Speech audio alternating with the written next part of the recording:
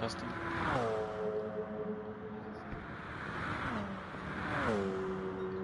Hello, hello, hello, hello.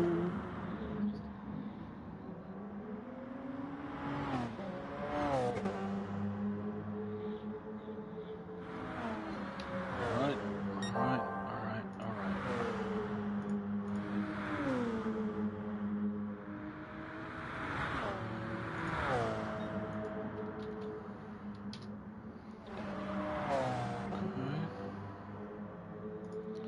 That's done.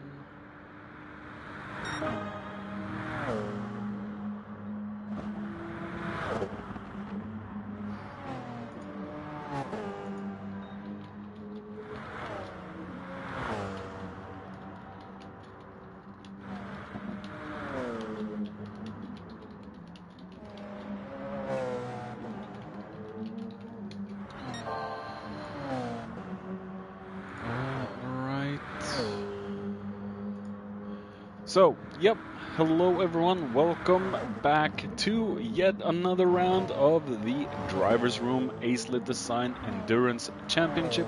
I am your host Kimaru, and today we are at Sainte Croix, Circuit de Sainte Croix, Road Track B. So it's going to be an interesting final. Instead of the regular 90-minute, we have the regular 60-minute, sorry. We have the 90-minute Super Enduro tonight. So with that, it means if I can pick up the schedule and fuel usage. We have tires at ×3 and fuel at ×1. It's usually ×5 for tires and ×2 for fuel. So that meaning the fuel and everything should last a little bit longer, and the tires should also last a little bit longer. There should be longer stints, and we are in the Group 1 machines, Tier 1 as usual, but due to some bad circumstances for Tier 2, people not able to join, Tier 2 has been left a little downsized and reduced for the final week, meaning this is going to be a cool co-tier lobby, meaning just one tier, and we're having the Tier 2 drivers with us today in Tier 1. So what the Tier 2 drivers need to be aware of is that Tier 1 has heavy damage, meaning heavy damage can only be removed from going into the pits and getting the damage repaired. Instead of Tier 2 with light damage, it will disappear after 20 seconds or so. And in Tier 1 it can be quite race damaging for sure. I've been on the back end of many destroyed races because of the heavy damage, and that's mostly the reason why I've stayed away from Tier 1 because of the heavy damage. As we say hi to Flapjack. Hello, Flapjack. And yeah, so it looks like Rocker has dropped off of today's race, so we might get a gadget in here momentarily. So with that said, I am going to start up the lobby with Sir Gadget, and we'll be right back.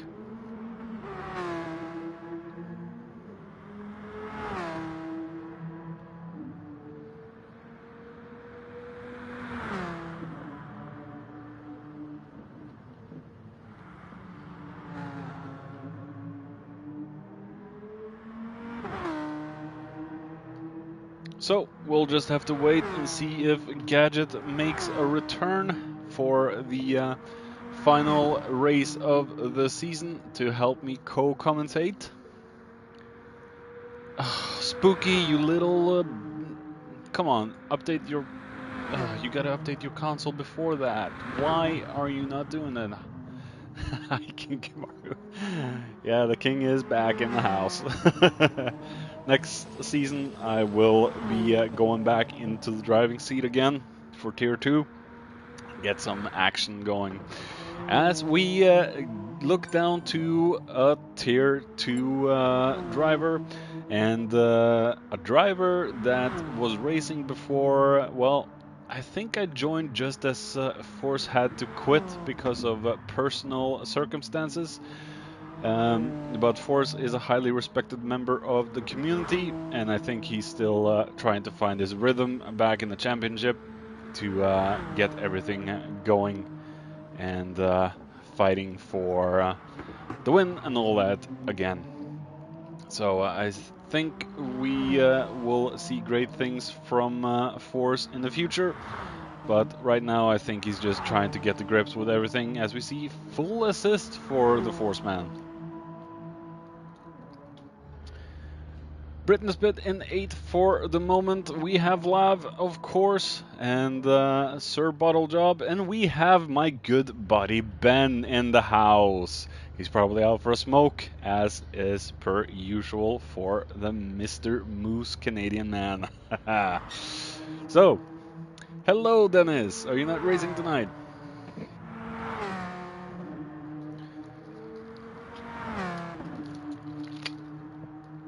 Alright, let's see, I gotta set that there. Oh, my tooth is still friggin' hurting after my torture today. Ugh. See if I can survive 90 minutes of talking with a painful mouth. Whew. Hey Blue, 1 race left and my suspended penalty served. Hey Jason, it's a shame to not be able to see you to race tonight. I know you were fighting for a promotion into Tier 1, but shit happens. I hope you get your PS fixed.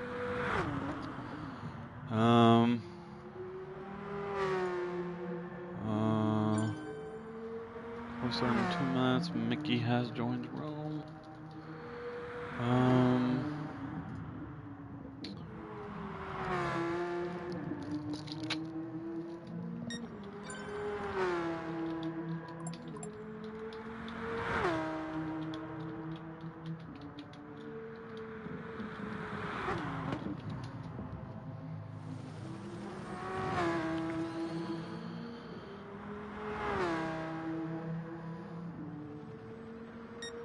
Okay, I understand.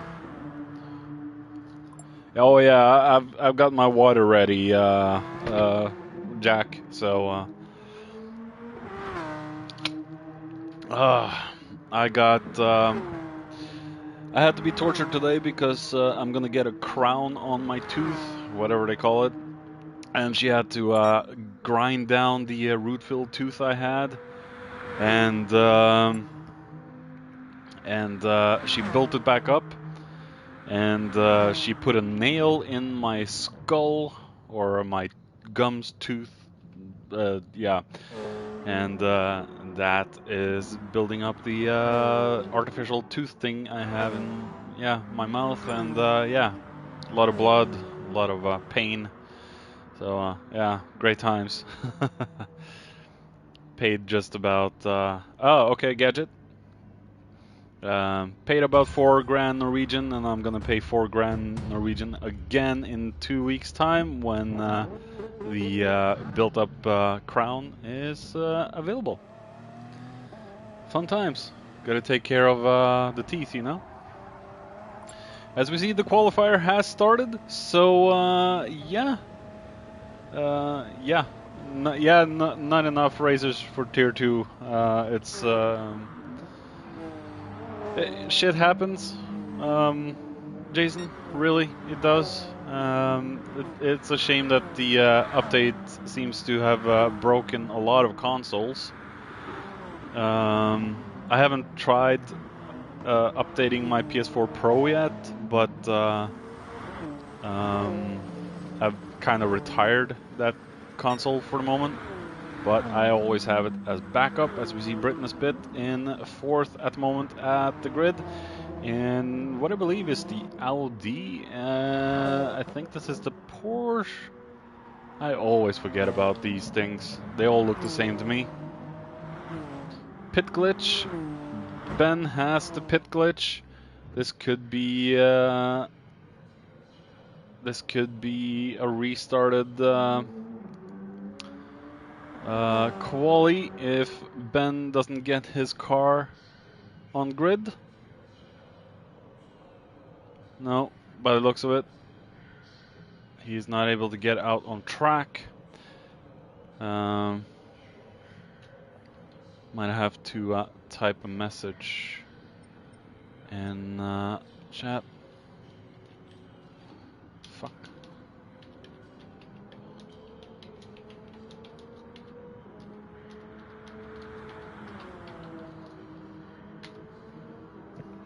There we go.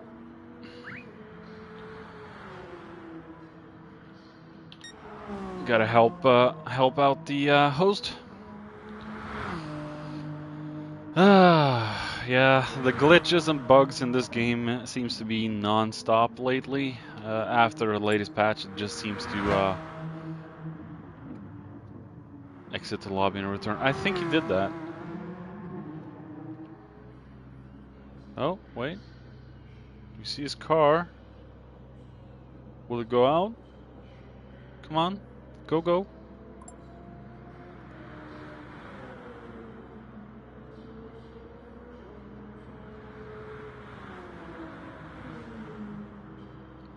I'm looking forward to it, Dennis.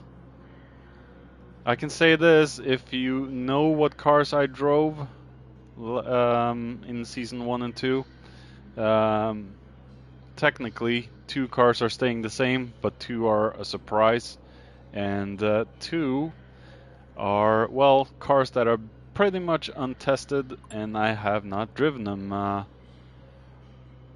have not driven them before in ADEC or otherwise. I might have driven one in the sister series of Sunday League, but that's beside the point. That could be any car. But yeah, in official race basis, I've never tried the 2 cars I've picked. So stay tuned in that for the Spotter's Guide. As we see Spooky with a new lap time of 1:49.131. And there we have a late arrival in Molorax. That should bump up our racers to 14, and that means Gadget will be able to join us. As we see a 1:45.7 for Britain Spit, a 1:46.2 from Jaggernaut. Vlav with a 1:48.3. Putting Vlav in 3rd at the moment. I think the LMP ones will be quite dominating in tonight's race. It is the finale after all. As we see a 1:46.9 from Bottle Job. 47.3 from Sir Glover, and a 51 flat from Mickey. Britain Spit, I think, has set a new best lap time of 1:45.718. So that is the banker at the moment. He is half a second ahead of Jaggernaut. A very good lap time from Britain Spit. Yeah, LM55 would probably be quite strong, I think. But yeah, we'll never know now. I just need to find myself a big-ass pillow to rest the keyboard on. Oh, there we go. And there's my foot. Oh, rest that on the bed. Oh, yeah. There we go. A little evil laugh there for you. Oh, yeah. Oh, yeah. Oh, fuck. What am I doing? Oh. Spooky with a 1:47.8, as I actually need to get. Oh, oh, don't. Whew. Oh, I'm so glad I didn't hit the floor. Whew. Just need to. Oh, my room is so fucking small. Technical difficulties, guys. Be right back. Just need to set my TV a little bit closer. There we go. Ugh, ow.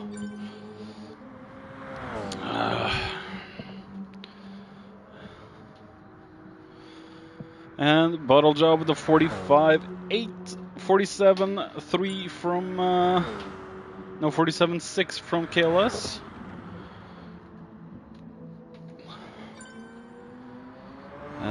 52-7 from Forz.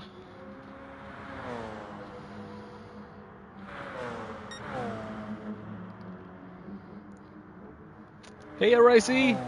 Nice to see you.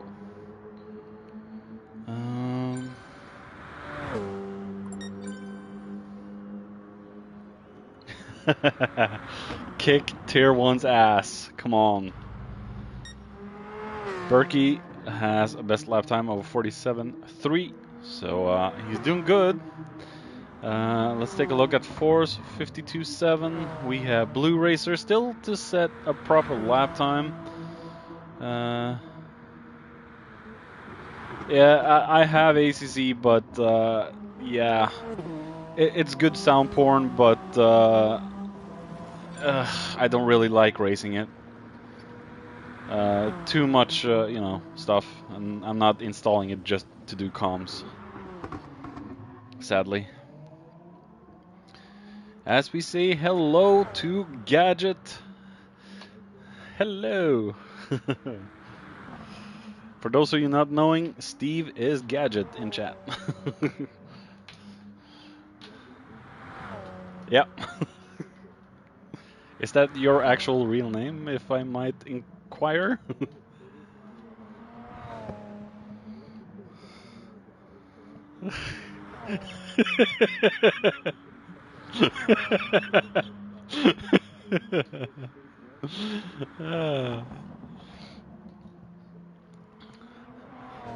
Well,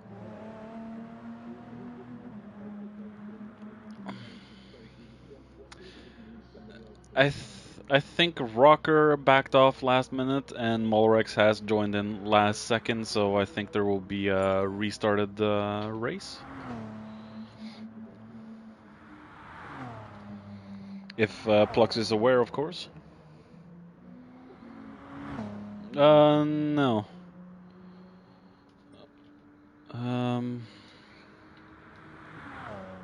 Can't hear Gadget if he's in chat. Okay. Hold on. Can't hear Gadget if he's in chat. Oh, maybe the I think the settings might have been reset. Oh, maybe the I think the settings might have been reset. So Flux is on a purple lap at the moment. Coming into the bridge section. This time transcription. What's going on? It's very wide on the entry to the bridge.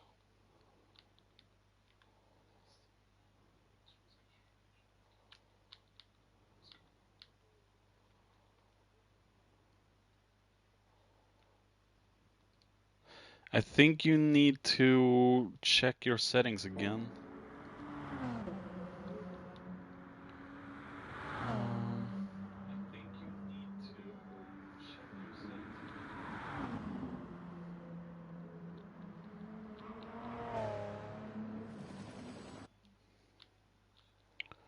All right.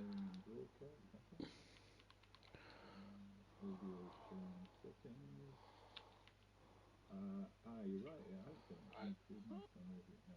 so I need to share Yeah. Yeah, I think it did. Let's see.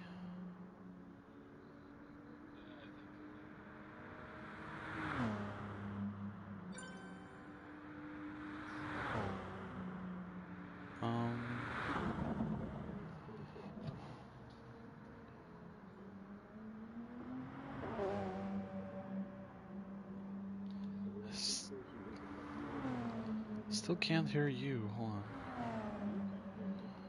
No. Oh well, from the stream. Yeah. Well, from the Hold on.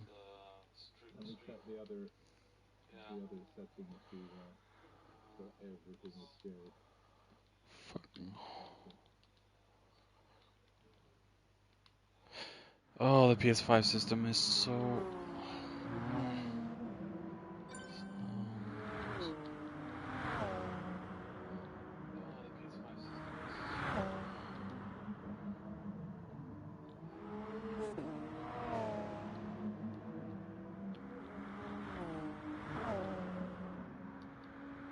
How do I do this?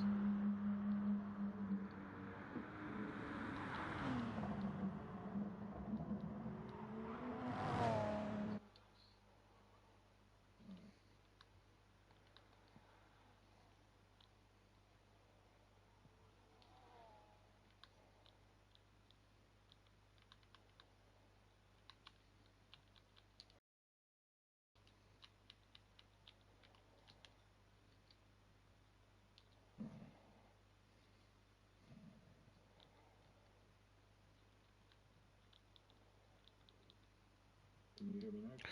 I No, you don't. I can still hear you, but I can't figure out where to. I can still hear you, but I can't figure out where to.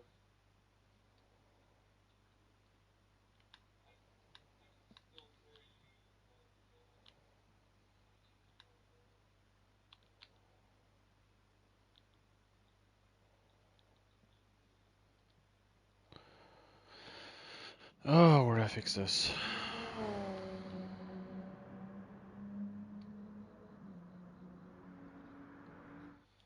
Oh, Oh, where do I fix this? bottle job quick as this happened since I was changing my settings. There was talk that the TSO30, the older model Toyota, may well be useful around here. Obviously has a much less efficient, well, much smaller battery and much less hybrid kit, but a more powerful conventional petrol engine. So if he's managing to put together a useful lap in qualifying where the batteries should be pretty topped up for the more modern hybrids, he's going to be pretty useful in the race, I would imagine.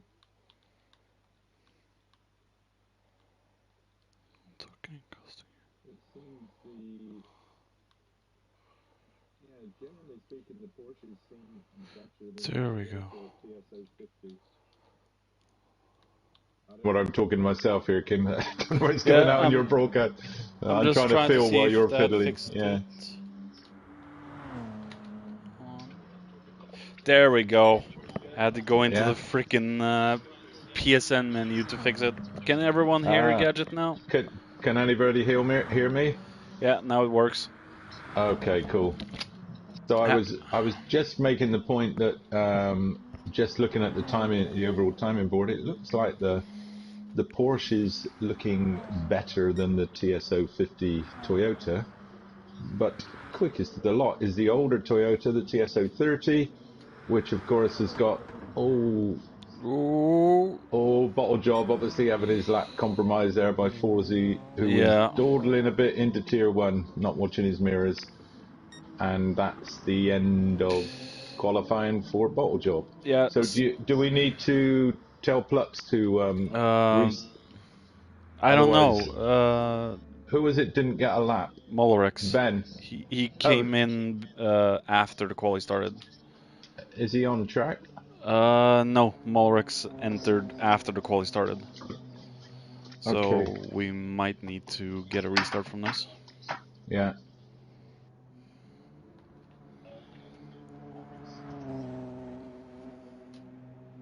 Yeah, sorry for the little break in qualifying streaming there, but I had to fix the voice chat issue. It's a shame that stupid stuff resets.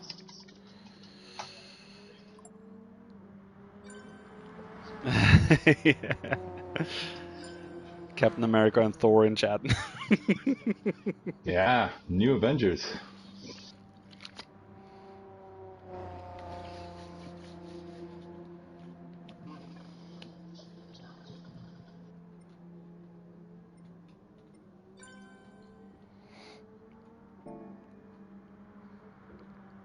Did you get the message out to I, I, Surplus? I did, but he was clearly still on a lap, so I hope he Yeah. noticed that. In fact, I probably should have delayed until he had crossed the line. I didn't want to ruin his lap by taking his eye off the ball, but he didn't. Oh, so close! 30 thousandths of a second behind Bottle Job. Wow. I think Plutz could still lead into turn one simply because it has got a better hybrid. Yeah. But I think Bottle Job has got a very good race car. We'll have to see how the tyre wear and the fuel shape up. And Blue got the first of the TSO 50s up into third. So yeah, interesting. 3 different makes in the top 3. I'm still surprised to see the TSO 30. I've never seen it before Bottle Job used it, and Yes, you have. have I? Yes, yeah. Jules always used to run the TSO 30 when we were still. Were you? Did you do Adept or Direct as it was then? When we were still using the LMP ones in the direct season before we moved over to the hybrids. Yeah, I did, but I can't remember Jules using it. I've Not the hybrids, I mean the VGTs. yeah, Or did you? Yeah. yeah, the LMPs. That was the only car that was available when I joined. But I Okay. always seem to remember him driving the Peugeot LMP one. No, he really liked that TSO 30. Oh, have I really missed out on that? Noticing that? Yeah.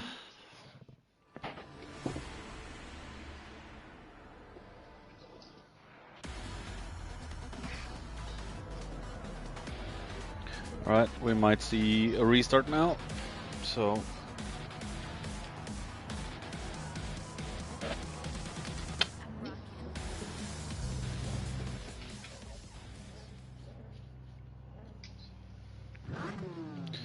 Good qualifier from Paul, so. Yeah.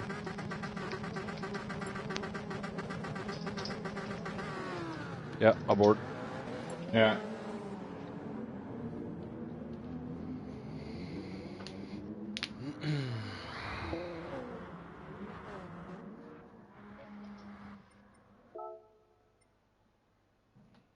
And what is your PSN ID, Ashley Forrester, if you used the TSO 30 in the very first season? I don't remember that name. Sorry. Don't mean to pry, but. And the restarts always seems to boot people out of the room, so that's always interesting. Oh, Forrest! Okay, hi.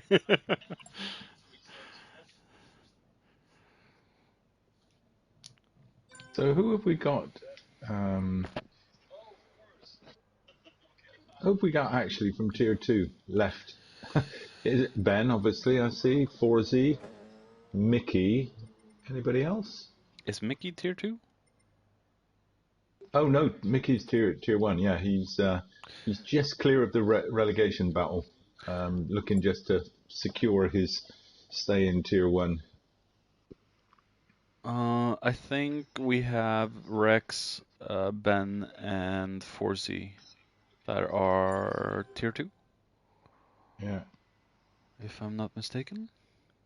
Well, what I would say is some good points on offer for those guys. I mean, you finish the race basically, and you get a podium. Mm.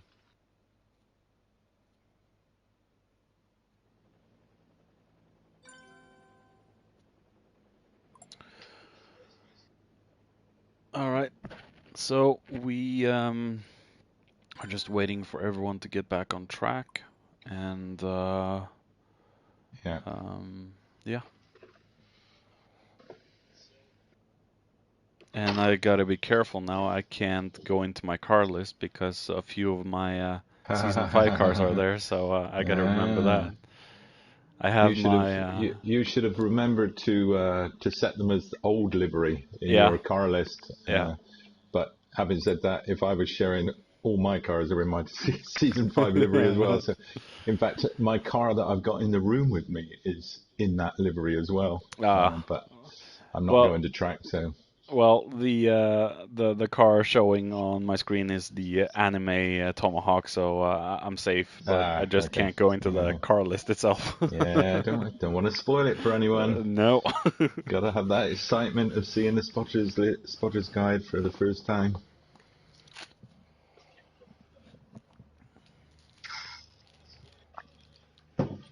Okay. Let's see. As long as everyone gets back on track, Plux can set up the order. It should be 14 racers, 2 Yep. comms. Ugh. Oh, my tooth is still aching. Yeah, when I was joining the room, I heard you've had some.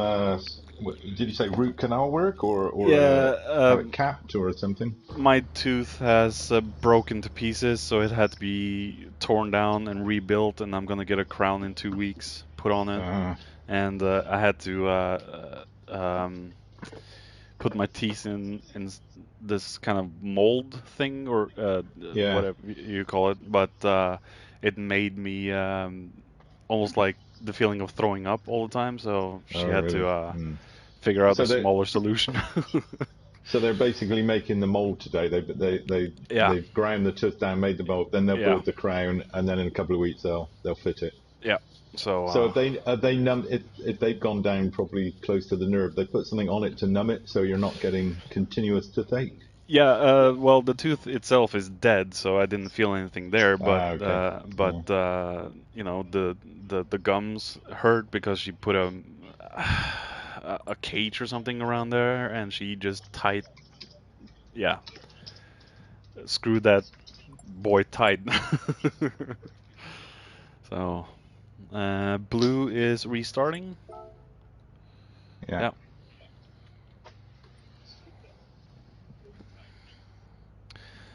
So yeah, it's gonna be interesting. And she put a friggin' nail in the dead tooth and up into the gums as well. So I'm feeling the pain from that, I think.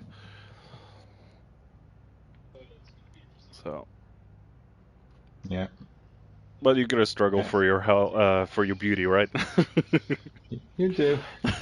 Just don't watch the movie, the old classic movie Marathon Man in the next couple of weeks. I don't know whether you've ever seen that movie, but no, I don't think so. Dustin Hoffman and Laurence Olivier, and Dustin Hoffman plays like a Nazi hunter in the 1960s or something, when they were still trying to track down the Nazi war criminals, and Laurence Olivier is like a Nazi who's now doing a job as a dentist, and there's a really quite horrible scene where he tortures Dustin Hoffman by basically drilling his tooth in the, he's tied down in the dentist chair. Yeah, it's not a good one. And the whole of the rest of the movie, then poor Dustin Hoffman is having to rub this kind of anesthetic on his gums because he's in constant pain. Yeah, it's not very pleasant. But what would you expect from a Nazi? So they're not going to buy you a bunch of flowers and treat you to dinner, that's for sure.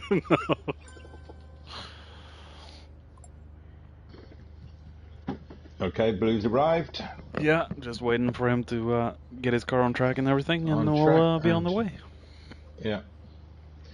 So, in terms of tonight's race, what are we expecting? Well, it's obviously a super enduro, meaning it's a 90-minute race instead of a 60-minute race.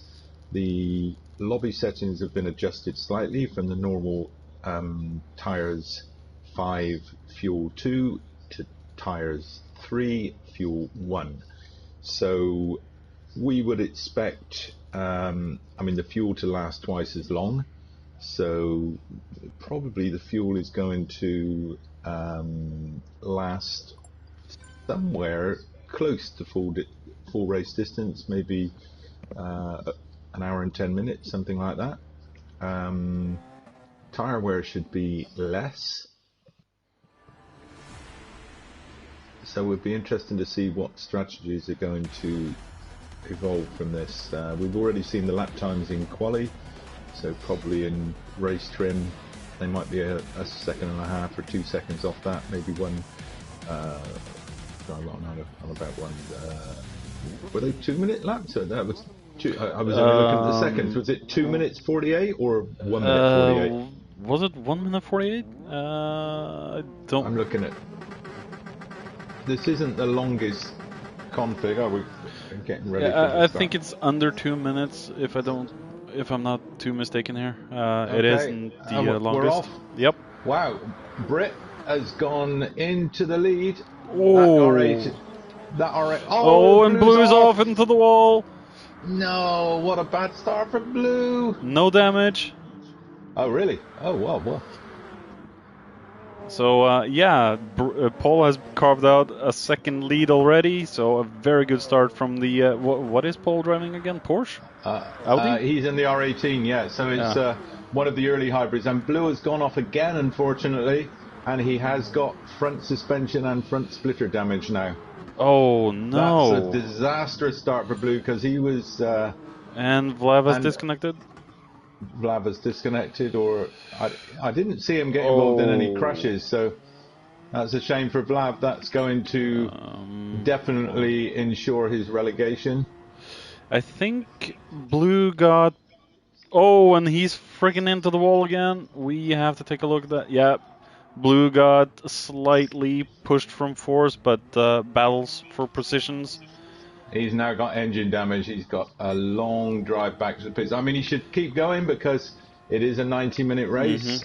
Anything could happen. But that's going to be a whole lot of pain for him. It almost looked like he tried to kill Force. What in the world? Yeah. As we see back on the main fight, Plux and Britt are right on each other's heels. So when I was trying the R18, the R18 has a great launch and it has good one-lap pace, but it's got easily the least efficient of the hybrids. So it seems like the hybrid recharges slower than the other cars. It's either that or it's got a smaller battery and therefore doesn't hold as much charge. But you know, if you look at Brit's battery compared to Plux's, Plux has always got 20-30% more than Brit. So that's going to come into play. But the R18 is good on the straight. It's got good top speed. So as long as Paul can defend against Plux on the initial part of acceleration out of the slower corners, he's probably going to be safe on the long straight.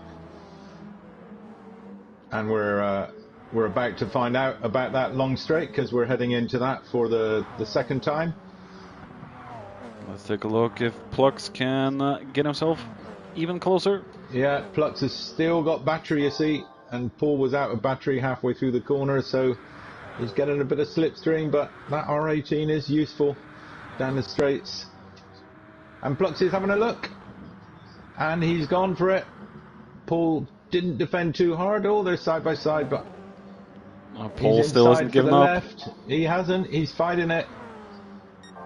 I think he knows that if Plux gets out in front, we all know Plux can drive away from the field.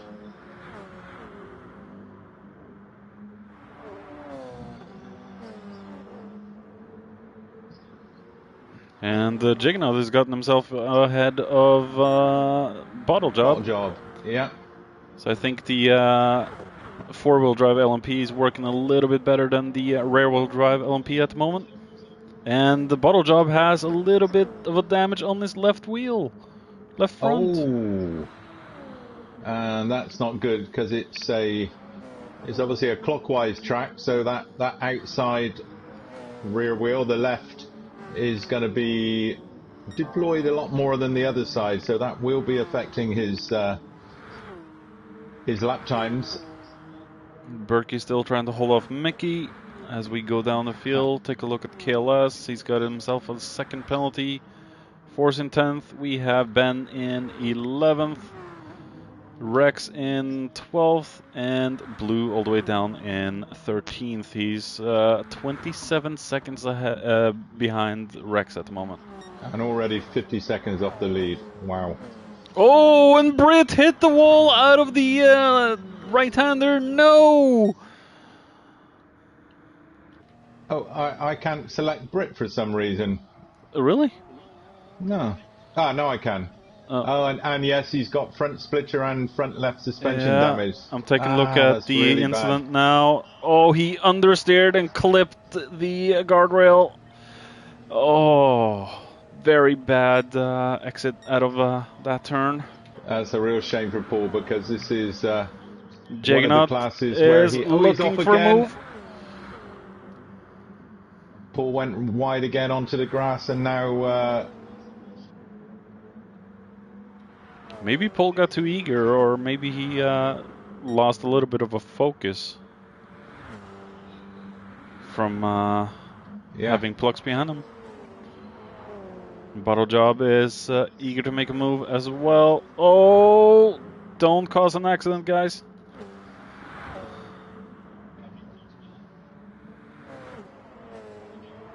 Oh, Bottle Job's up the inside.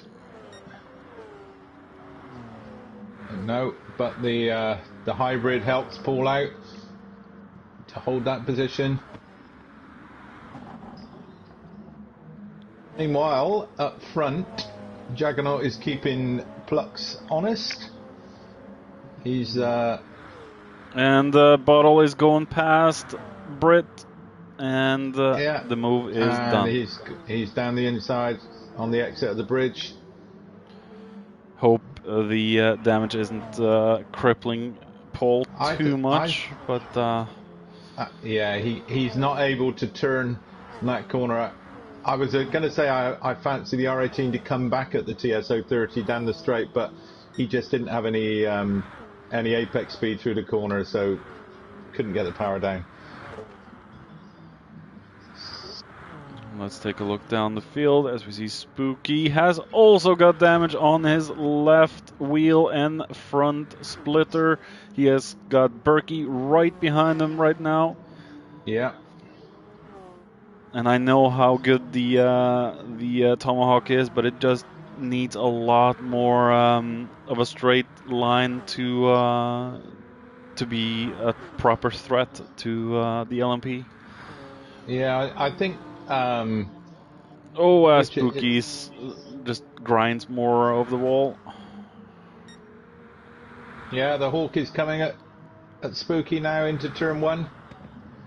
No, he holds the inside line, but the Hawk's coming back on the inside, going into turn two. Nothing really Spooky could do. He's got it done, I think. Yeah. I think Berkey's got this one for the moment. Still got an hour and 22 minutes to go.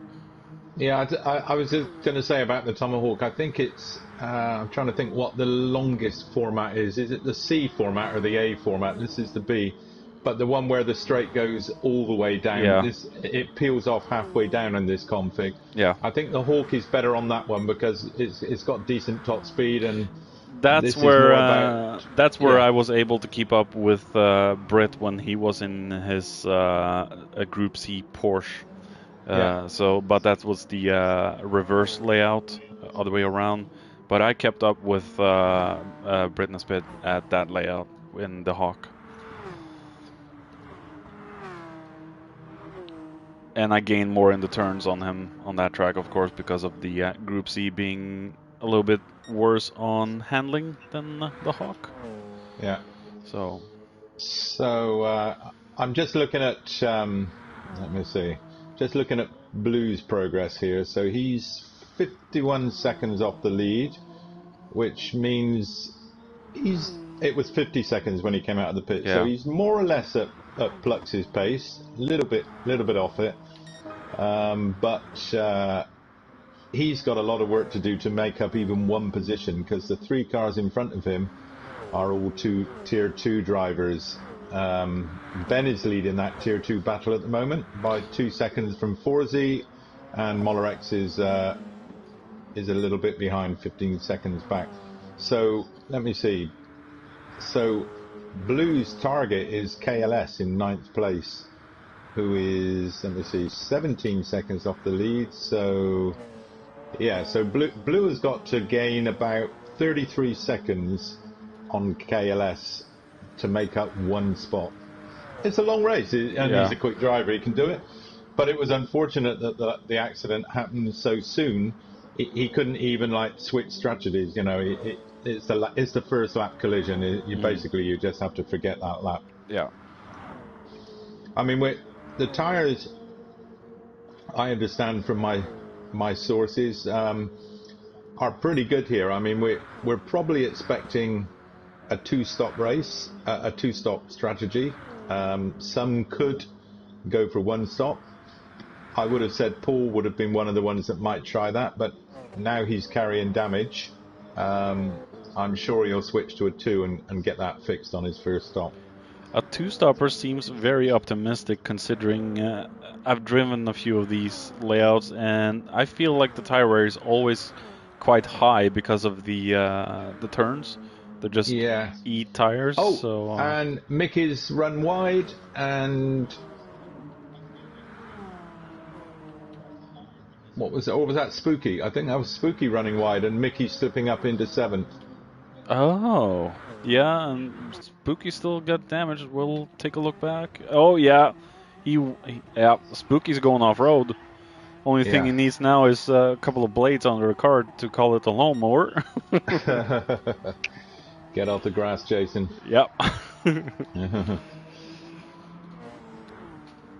It's quite a good battle in Tier 2, actually. I mean, Ben and Forzy, they're 3 seconds apart.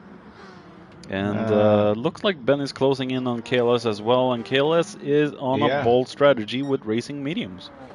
And that's probably why. So Ben is on the softs as well. He's not on the supers. All of the leading drivers, I think, are on supers, are they? Yeah. Everybody from Flux. Oh, who was that? I saw going off there. So Paul is down to 5th now. Glover's got past him. He is going to be ruining that mistake. It looked like he just succumbed to the relentless pressure that Plutz was putting him in under. Yeah, it just seems like he's not able to keep up a proper pace as we see Berkey going through. And it looked like Paul didn't even fight that. He knows he doesn't have the grip to keep up with Berkey at the moment. The interesting thing I'm finding here is that after 6 laps, Bottlejob is only 3 seconds off of Plux, and he's been carrying that front suspension damage for most of this race. So I think once he gets that fixed, he could be unlocking some pretty spectacular pace here in the second stint. I'm wondering if Plux is driving a little within himself to manage his tyres. If he's trying to do a one-stop.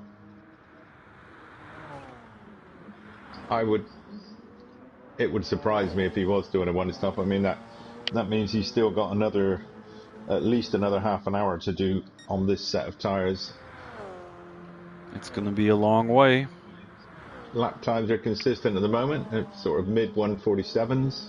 And he has the fastest lap of the race so far with a 47.596. Yeah.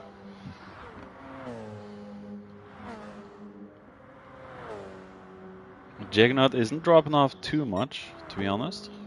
No, he's at quite a nice distance there. I mean, he shouldn't be picking up too much wash from the car in front, so it shouldn't be scrubbing his front tyres unduly. And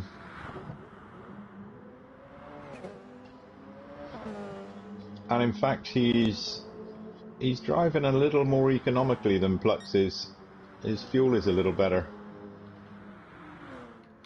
Yeah, I see. Yeah, I noticed that right now. And Bottlejob has saved a lot more fuel than the two in front. Yeah.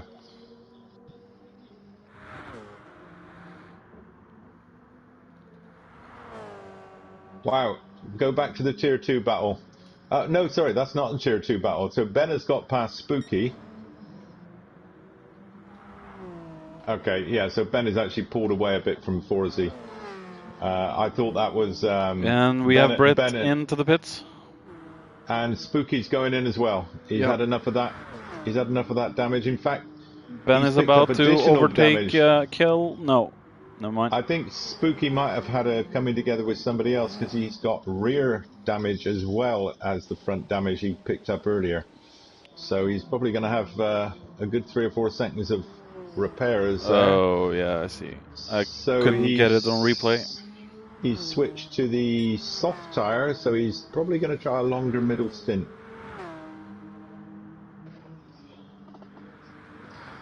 The thing is here, even though it's a long lap to limp around with damage, not the longest, but a longish lap, the pit stop is actually one of the shortest ones in the current calendar. Is that the actual pit stop loss without fuel and without damage repair is only 14 seconds. Oh. So if you compare that with what we had at Spa, which was like 27 seconds, you know, a pit stop and going for a more aggressive strategy for tyres, or even an unscheduled stop for damage repair, is not going to hurt you so much as it could do on some other tracks. Ben really closing in on KLS1 now. They're obviously not really they're not racing each other because Ben is tier 2 and KLS is tier 1. So KLS did the right thing there and didn't fight it. KLS is obviously on the medium tyres, so yeah, KLS is going for the long one. Yeah, his best bet is to settle in behind that big Tomahawk, take the ride down the straights, and give him a little bit of space around the corners so that he doesn't wear his tyres too much.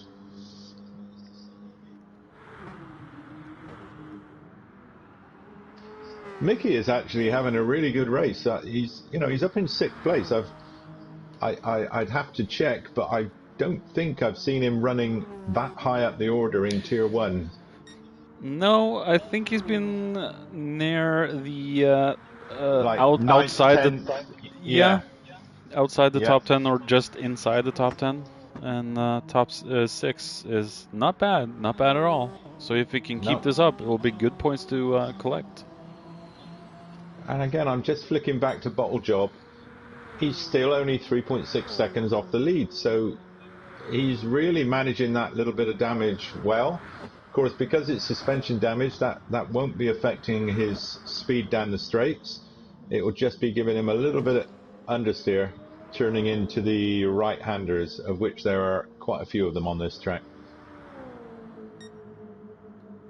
And that top 3 have really broken clear now of the rest of the field. Glover Barnett in 4th is 11.5 seconds behind Bottle, so we're almost getting to a stage, let's see, where, yeah, Plux could almost make a pit stop and come out in still in 3rd place and not get behind Barnett, which he probably wouldn't want to do because he's obviously got quite a bit more pace than Barnett. Yeah. But hasn't Barnett been very close to the bottom as well this season, and he's just now, or am I remembering incorrectly? No, I think Barnett is in a relegation spot at the moment, so he's desperate for a good score. Yeah. Let me just check while you're minding the shop. And Blue is slowly gaining on Spooky. Not by much. So Glover Barnett is actually 4th from bottom at the moment. Okay. Which means he is in a relegation spot. Above him is Mickey. So yeah, that's interesting. That we need to keep an eye on those two. Mickey could do with getting ahead of Glover if he can. What's the points difference? Okay, he's got 32 points lead over Glover.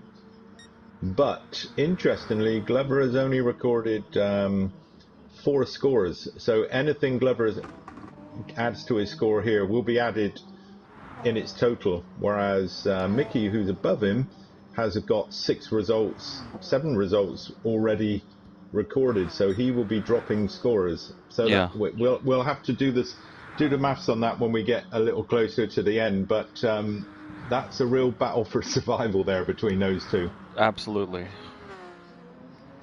I'm just looking. Is there any chance that they could both jump Senna, who is next up in the table, and not taking part today? That would be very unfortunate for Senna to drop into the relegation right at the death, because he's been kind of just below mid-table for most of the season. And we have Berkey in, and he's got rare damage as well. So he's got to get that fixed. Rare suspension and rare wing. Berkey, I think, is firmly mid-table. He's clear, unless we had a unbelievable result of like a 1-2 for Glover and Mickey. I think Berkey's safe, whatever happens here. So Plux is beginning to eke away in the lead. He's 2.8 now, ahead of Juggernaut. And yeah, Bottledrop's just lost about 3/4 of a second on Plux in the lap or two since we've been away. Well, he's catching up to Juggernaut. It looks like Juggernaut has a little bit more worn tires at the moment than Bottle. Yeah. Could be seeing a battle here any moment. And Bottle has, yeah, he's got a little bit more fuel as well, Bottle Job. So we have Juggernaut into the pits. Juggernaut's pulled the trigger. Will Juggernaut be able to come out in front of Glover? That's going to be tight, I think, actually. They could be neck and neck. Yeah. Unless Glover... Glover is... he did. Okay, 2.7 seconds behind, right.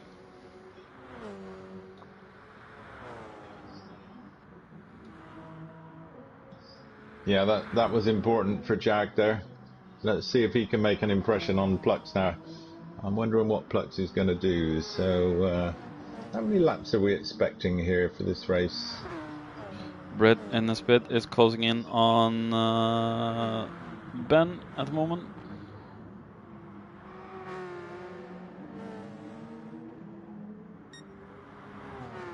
And Paul takes that easy.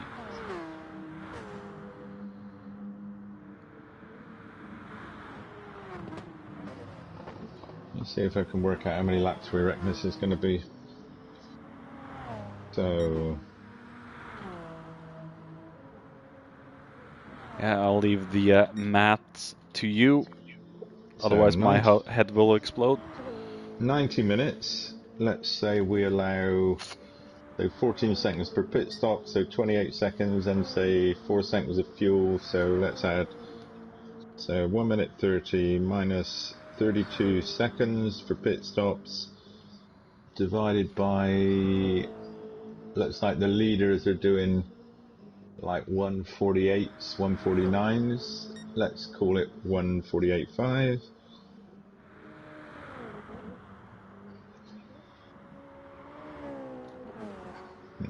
Do that again.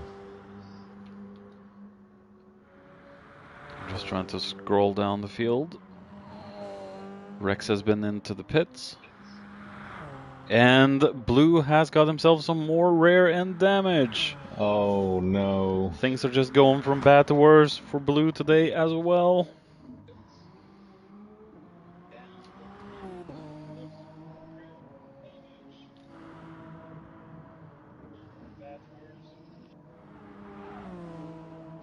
Okay, so I think we're looking at a 50 lap race. Wow, that's going to be a lot of laps. So, for the 2 stoppers, 50 divided by 3, so 2 stoppers are probably going to be coming in around lap 16, 17.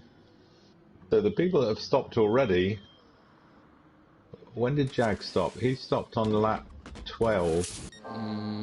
So he is 3 stopping. Yeah, okay. He'll be coming in again around lap 24. Okay, so with some different strategies. And Blue's in the pits again to repair his damage. Oh my god, he's going to have to be paying overtime to those mechanics today. He's working them hard. And we have Britt and Spit coming up on Mickey. These are in the same tier, right? No. Wait. No, Britt is tier 1. Oh, yes, they are. Yeah, they're both tier 1. Yeah. So this is for position. He doesn't have to seed. But Mickey's got much more worn tyres. Yeah. And Paul gets the job done cleanly on the inside into... I've no idea what that corner is. It's two-thirds of the way around the track. Beautiful move from Paul. Yeah. And he's got Glover next, and Glover is due for a pit stop in the near future. Yeah, I think he'll go on another lap or two to make it, if he's going for a 2-stopper. Probably come in the end of the next lap.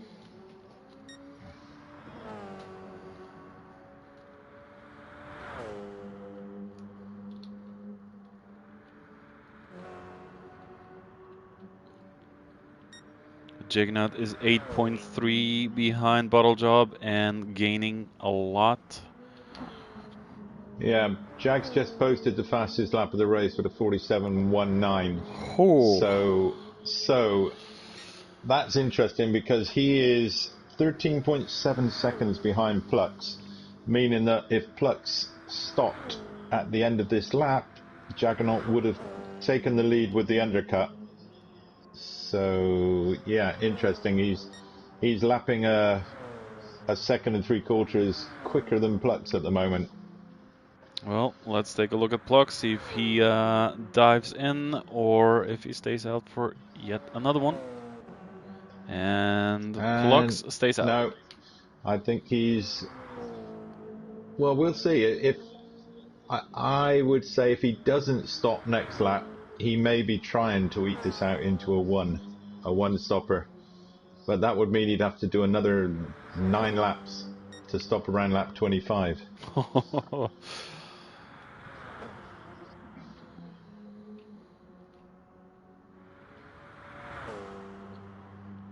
Yeah, I do agree with that, Jack.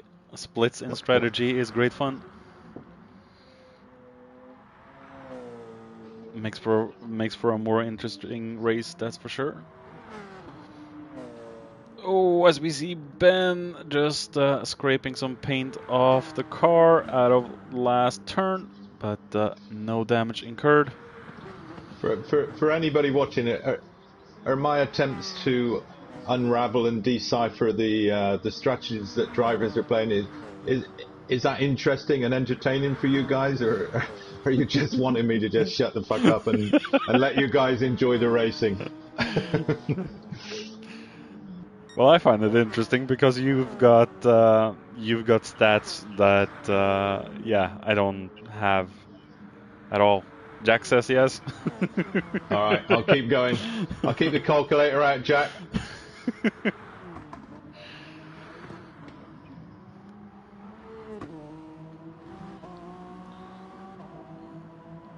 So Spooky is up behind. No, sorry, KLS is up behind Ben.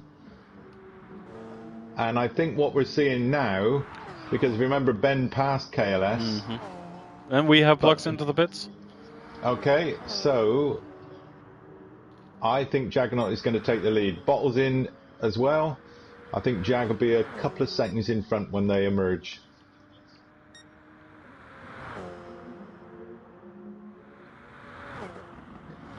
Hey, Grim.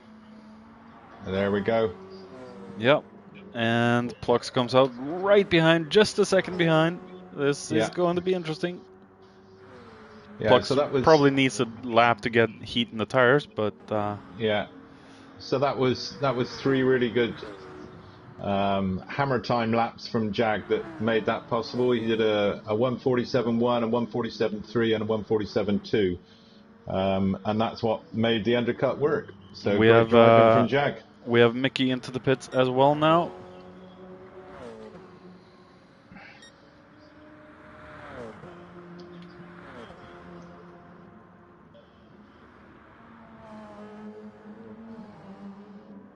Yeah, I think Plux's tires are starting to heat up now, so he should be able to close in on Juggernaut momentarily.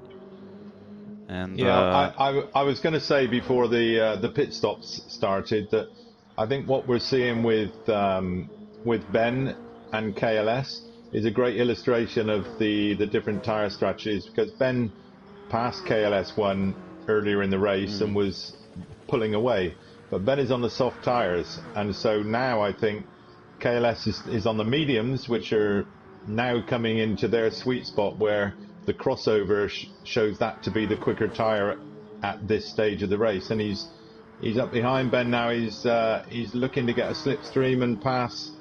But the problem down is the long straight. The LMP is running out of hybrid juice, and this is where the strength of the Hawk comes in. Yeah, and to be honest, Ben should pull over and let KLS through, because his race is not with him. This is hurting KLS at the moment, because he's got Spooky now 2 seconds behind him, and that is for position. That's tier 1 versus tier 1. Will we see Ben into the pits now, or will Ben goes into the pits? Okay, so that's done KLS a big favour there. So Ben, I would suggest, is definitely on a 2 stopper. Jag, I think, is on a 3 stopper. If Jag stops on lap 24, 25, he's definitely on a 3 stopper. So he needs to make hay while the sun shines and try and build a bit of a gap to Plux. Obviously, at the moment, Plux is on the fresher tire. Yeah, and Juggernaut has a little bit, tiny sliver of tire wear at the moment, so that should also be a little bit of a factor. As we see, Plux is closing in. He's just above one. He's under a second. Yeah, although Juggernaut now is on tires which are 5 laps older than Plux is, and they've got the same fuel. So yeah, you would expect Plux to be a bit quicker at this stage. It's just whether Plux wants to take the life out of those tires now and try and pass Jag, or whether he plays the long game and realizes that Jag is on a different strategy and sits in behind him, saves his tires, and runs his race based on the fact that he just has to cover off and ensure he doesn't drop more than 14 seconds to Jag, which would give him that extra pit stop, which I think he's going to need. And we have Britain's pit now in 4th, and Glover has been into the pits. So Brit will try and chase down Bottle, I think. And as we all know, Brit is very good on his tires, and they barely look worn. But Brit has stopped, hasn't he? Yeah. He stopped out of sync because he had to repair that damage, so I don't know what Brit's going to do. Whether he's going to go and try and go long with this stint and get back onto a 2 stopper, or whether he's completely swapped over to a 3 stopper. We have a little bit of a battle for 7th now, with Berkey chasing down KLS. Spooky looks to have gotten past KLS.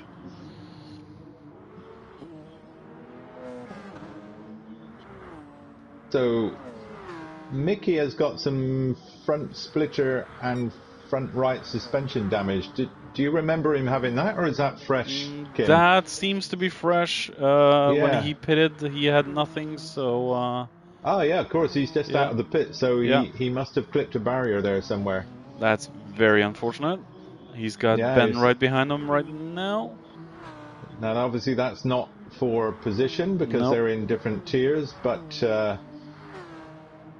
Mickey's race It's been is... into the wall at the right somewhere, so possibly in one of the first turns out of the pit.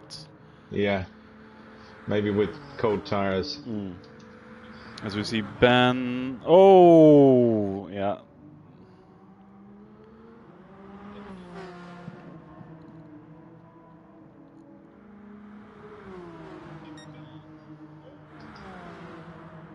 Looked like the dirty air almost sent Ben into the wall, and he's trying to look for a way through Mickey. So the other thing to consider is the Tier 2 championship. Luca is currently sat in what looks like a very dominant position. He's got 245 points, and Ben is in second with 188. But of course, Luca's not racing here. So what can Ben do if he wins this race? He's got 7 scores, so he's going to be dropping results. His worst score that he hasn't dropped is 22 points. So, what position did Ben qualify? Did he qualify on pole for the Tier 2? What was that? No, he was stuck in the pit, so he didn't qualify. Okay. Okay, so he won't get a bonus point for that. So if he wins, he gets 40 points. He's got to drop 22, so he can only add 18 points to his total, even with a win. Okay, alright, so Luca, whatever happens, Luca is the champion of Tier 2 and will get promoted to Tier 1. We have Ben going through Mickey right now. Good clean overtake and showing the speed strength of the Hawk. Yeah. And Plux has passed Juggernaut. Let's see if we can get a replay of that. No, Yeah. that happened in turn 1. Probably. But I have a feeling Juggernaut is going to just try and hook on to Plux and stay there. Yeah, he just showed himself in the mirrors of Plux. Still here. Yeah. And we see KLS KLS. into the pits. And what's he going to put on? Another set of mediums. This is a funny time to stop. He put on first set of mediums. Okay, so I don't know whether he knows what he's doing with his strategy, to be honest, because that's neither a 2 or a 1 stop. It's kind of in between. I doubt he's going to be able to do 30 laps on that set of tires, even though they're mediums. I mean, the car is lighter, and the other no, he's going to have to stop again because he's only got half a tank of fuel. So that means his fuel burn rate is going to get him about 40 laps. He would have needed to take on 10 liters or 10 laps of fuel in order to run to the end. So I don't know. If I would have been him at lap 20, I would have, knowing I had to stop again, I would have probably put the supers on and done 2 15-lap stints. But let's see what he does do.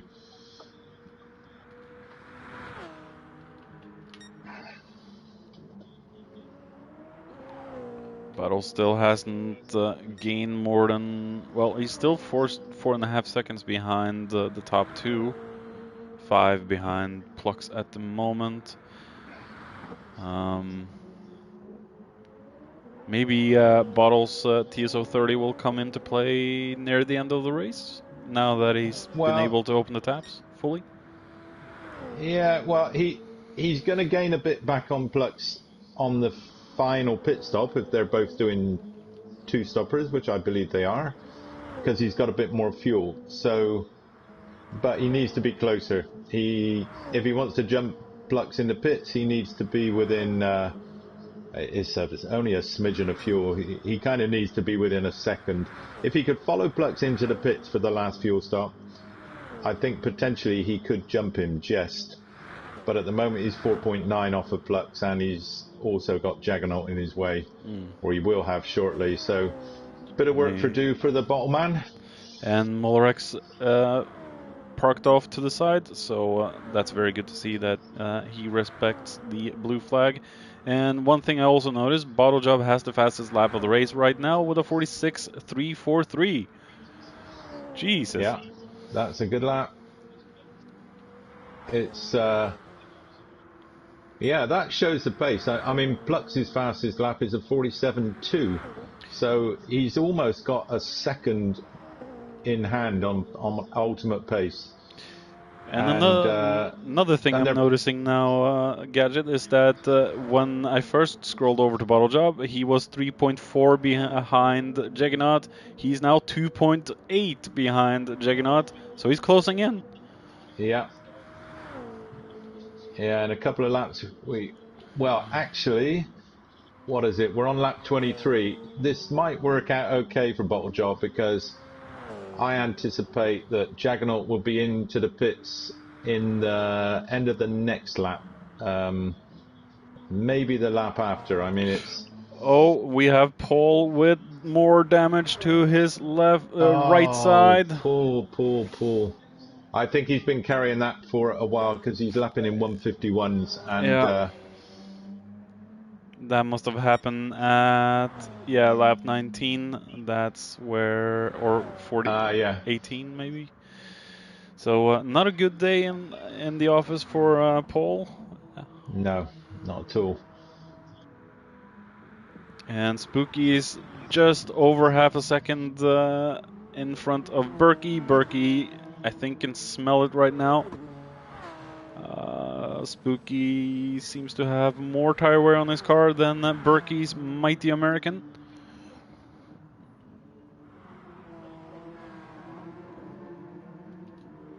Yeah, of course, but Paul is in a battle for 4th place with Juggernaut, but taking drop scores into account, I mean, he needs Juggernaut to drop down the order a bit, and he needs a strong podium really to make any impact, to any chance of passing Juggernaut on blue ahead of him.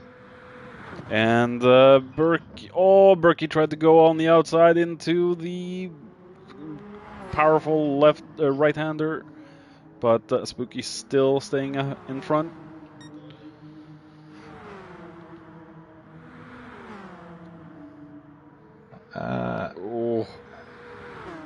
Will he go for an outside move into the last turn? No. Spooky covers the inside as we see Paul into the pits. But Berkey is on the hybrid punch out of the corner. Yeah. Gets Spooky track position and but at the end of the straight, the Hawk came back at him. Yeah. He's trying around the outside of turn 1. I think he's got, look at the hybrid power, punching back level with the Hawk. The thing is, with the Hawk, I only have the metric system to go off on, but from 170 to about 250, that's where the TSO 50 is insanely strong, and after that is where the Hawk just punches through everything and leaves the LMP behind. I've had the same battle with Ben a few times, and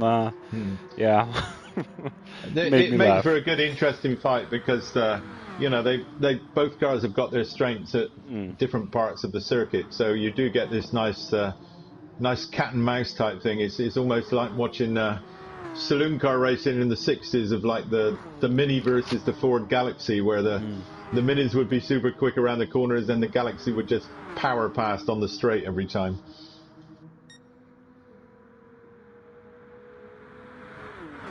Will Berkey be able to make a move now? He does have this. Oh yeah, he did that beautifully. Yeah, nice move. We'll take a look back from chase cam and see that action unfold.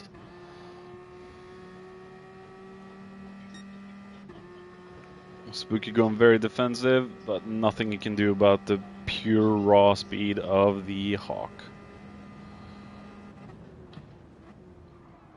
So, Bottle Job is closing on Plux. Now he's got a problem though. He's in slipstream range of Juggernaut. He's within 0.8. Coming on to the back straight. I don't think he's close enough to make a move here. he will be hoping that the Juggernaut pits this lap, and let's Bottle Job get on with chasing Plux down. They're both on the same fuel pit tire strategy. I see Juggernaut has a little bit more wear to his tires. Yeah, because they're five laps older than Bottle Jobs. They're on different strategies, remember? Yeah. So let's check and see if Jag goes into the pits this time, or whether he's going to hold on for one more lap. No, And you were correct. Yeah. You were absolutely correct on that one. Releases Bottle Job into second, and he can chase down the Quackmaster. Alright, so in clean air, at the start of this lap, it's 4.2, 4.1 seconds. Let's see, and they've got, when are they stopping? Every 16, 17 laps. So they're going to be stopping again around about lap 33, 34. So Bottle Job has got 7 laps to... This is what I think this race is going to come down to. Bottle Job has got 7 laps to close up onto the bumper of Plux. If they go into the final stop around lap 33, 34, bumper to bumper, I think Bottle will jump him because he will need slightly less fuel. Now, Plux may be aware of that and may well under fuel to keep track position and then try and lean the fuel out and see it over the line, but that's what I think. Now it's interesting. So I think Plux has got the message. Now he knows Jag is not there. He seems to have upped the pace a bit because it's that gap is up to 4.5. But if Plux is going to start with some fuel saving, how do you actually fuel save in his car? Do you shift it halfway or 60, 70%? If you're not using the lean thing? Yeah, I think he will probably just lean out the fuel a little bit on the straights once he's reached maximum fuel. With the hybrid, you've kind of got to use the battery in the acceleration zones, otherwise the car loses so much performance. I think he'll probably use the battery until it finishes deploying and then just flick the fuel, lean the fuel out to 2 or 3 once he reaches maximum velocity, which, as we know in the LMPs, is not much more than 180. Yeah, this is going to be an interesting one now. Yeah, I know the LMPs, well, the TSO50, in the slipstream, it can reach about 300 and about 20-25 kilometers an hour. Without it barely hits 305, 310. Okay, so 320 is about 200 miles an hour, 1.6 kilometers to the mile. So, and less than that if they've not got the draft. Berkey carrying a little track limits penalty there, but I'm sure you'll burn that off quickly. Yeah, the penalty should be burned off quite quickly on these layouts overall, I think. Yeah, he's gotten rid of it already. So Britt is now on a mission. He's just posted his fastest lap of the race, 1:46.9. And he's hunting right up behind Spooky. And this is for position, so Spooky has every right to defend, even though he's on much more worn tyres, and they're softs as well. So he's on worn soft, and Paul is on fresh supers. Let's see if we can get an onboard view there. Just had to exit the lobby to get rid of the camera bug glitch.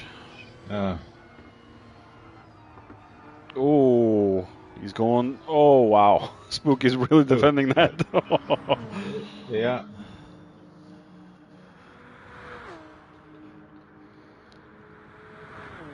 Yeah, Spooky's not making it easy for Paul tonight. But seems like he had no choice, and Paul is up in 6th.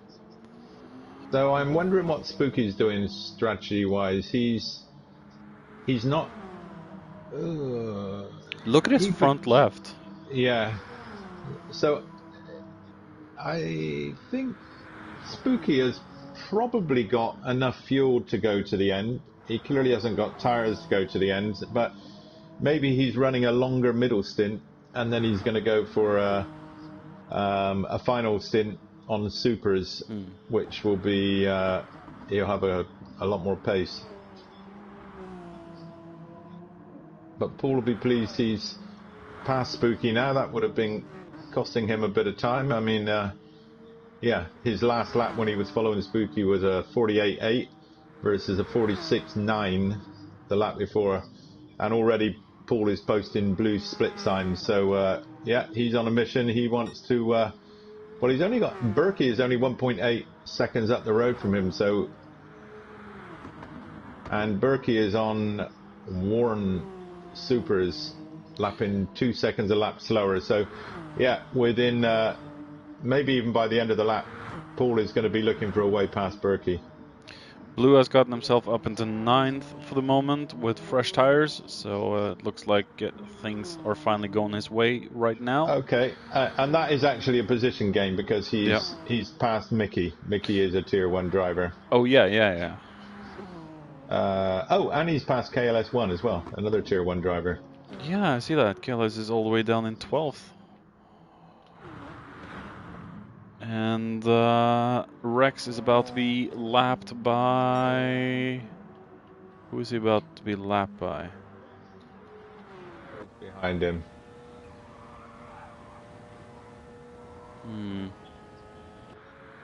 Let's see. Oh, it looks like Britt and Berkey are coming up behind. Yeah? Final straight. And Berkey dives into the pits. Force as well. Yeah, Spooky. Well, Paul will be very pleased to see that. That's a car he doesn't have to clear. He's got a long way now, though. He's 27 seconds if he wants to be thinking about getting 4th place from Glover Barnett.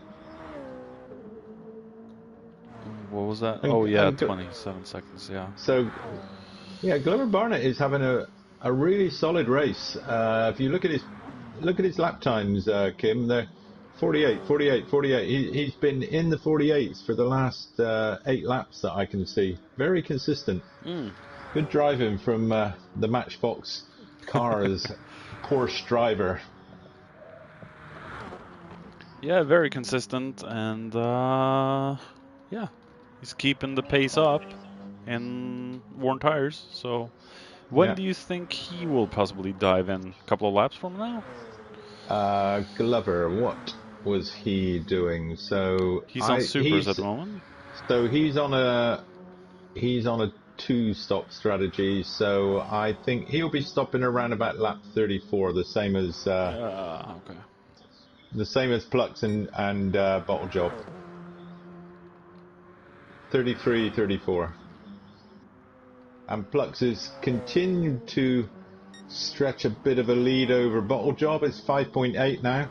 Remember, it was 5.2 when Bottle Job got into a clear second place when he jumped Jag. And who is that up ahead of Plux? Force. Forzy.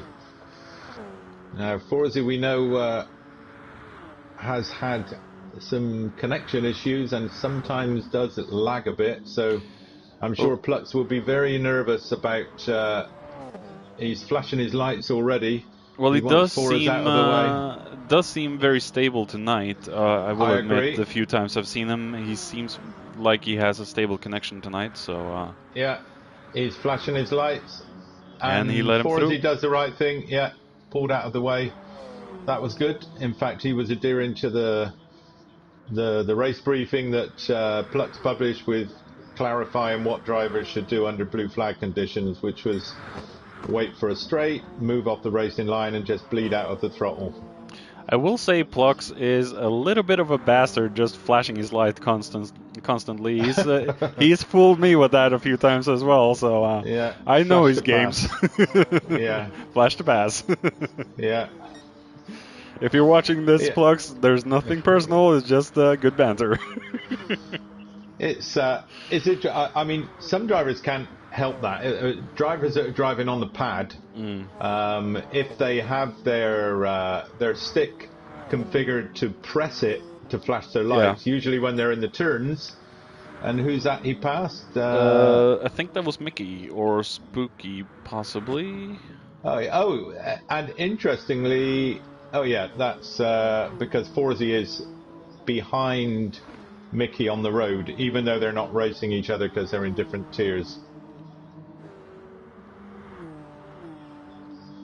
So, okay, so this is interesting again. Jaggernaut has got some real pace at the moment. He's just done a 46.4, which is only a tenth off of Bottlejob's fastest lap. Now he is probably Jaggernaut is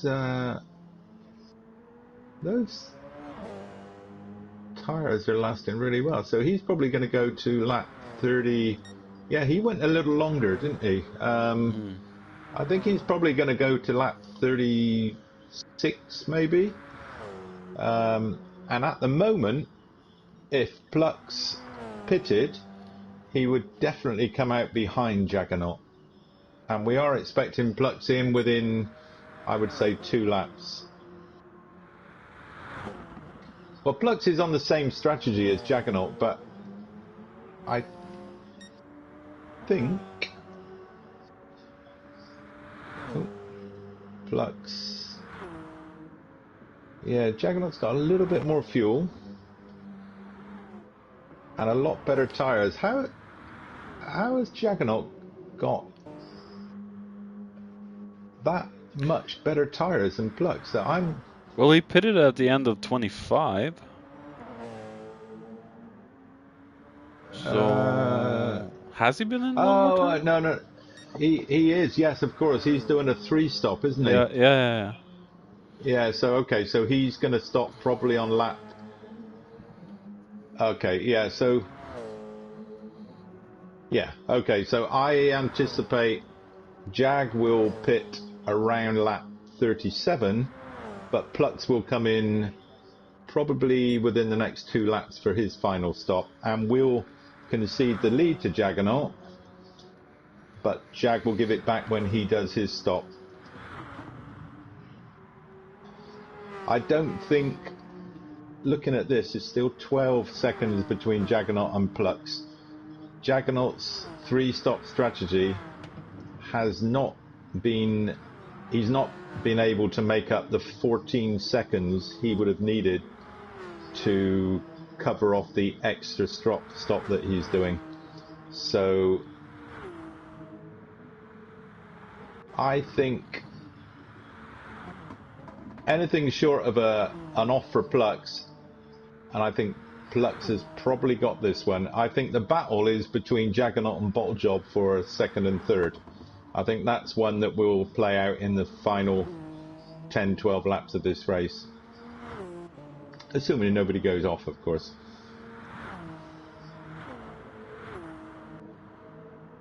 Well, I'm just looking down the field. It looks very spaced out, and we've got some hawk on hawk action down the back straight with Berkey and Ben. They're obviously not racing each other, but they're certainly close on track. Berkey should get the position, not only because they're not racing each other, but he's got pretty new supers on, and Ben has got worn softs. Made that move beautifully through the right-hander, so that's where we've seen a lot of... good respect paid by both drivers there. And Berkey was keen to get past Ben quickly there because his battle is with Spooky, and he's now got Ben between Spooky and himself, and will be looking to pull a bit of a gap on Spooky. Spooky is right on Ben's heels. Yeah, he's going around the inside of him. We have Plux into the pits. Gets it done. Okay, so I was right. So I think they're both in the pits. Look how much more fuel Bottler's got. But Wow. unfortunately, that's not enough for an undercut in the pits. Juggernaut takes the lead as we expected. 44 liters is what Plux came out with. Will that be enough for 30 minutes? Okay, so I think he was trying to cover off the undercut on fuel. I think he knew that Bottle was more economical than him, but I wonder if he's over-egged that. I mean, he had 6 seconds in hand. We have Glover into the pits. Yeah, they're all on the same strategy, aren't they? Looks like an M4R and XM4R call to do a two-stopper here.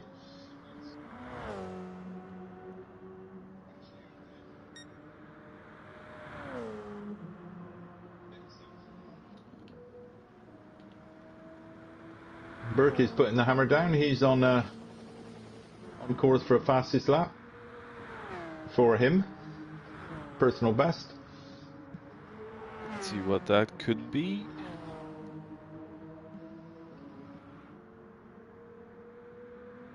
No, didn't manage it. He missed it by a tenth. Did a 48.5. His best was a 48.4. He must have just made a slight mistake in the last couple of turns. Brett now is 0.8 behind Glover. Do you think Paul will go to the end on these tires and fuel? I think he'd be very tight on fuel. I think he could probably get his tires to the end.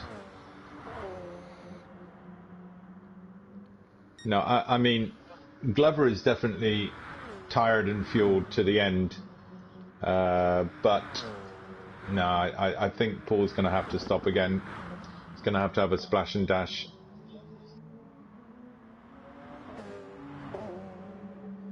Well, if you can hook on to Glover, you could possibly save a little bit.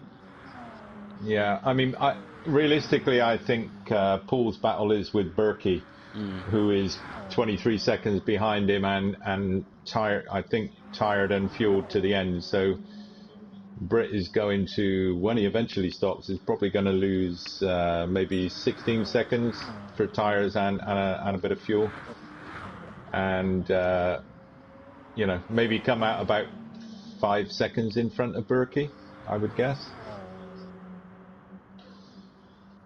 I think Paul should be able to cover him off because he will have fresher tires at that stage. He just doesn't want to get held up too long behind Glover. I mean, they are fighting for position. We have Ben into the pits now. Yeah, what Paul has to worry about here is getting held up behind Glover to an extent that when he stops, he actually comes out behind Berkey.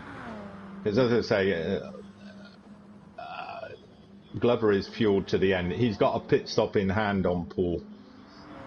But if he starts losing time, if Paul starts losing time, it's going to put him into the clutches of Berkey. Yeah. And Berkey, of course, has got his mirrors full of Spooky. Yeah. They're both fueled and tired to the end, so... well, you say that. I think Spooky is tight on fuel.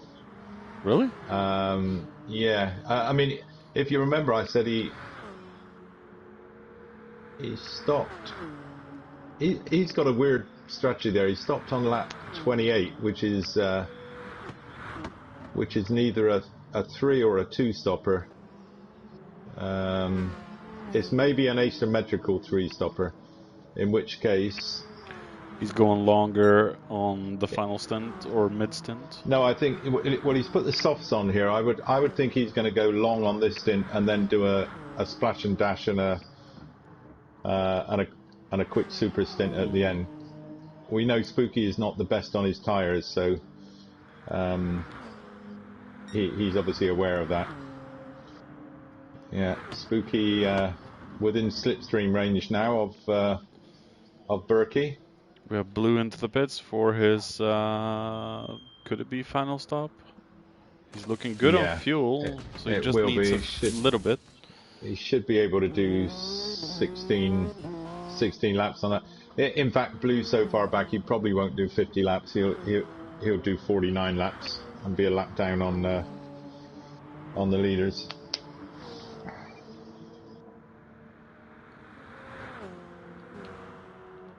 Looks like, yeah, Plux, Jignot, and Bottle Job are passing a couple of back markers. No, Bottle still hasn't gotten in front of Force.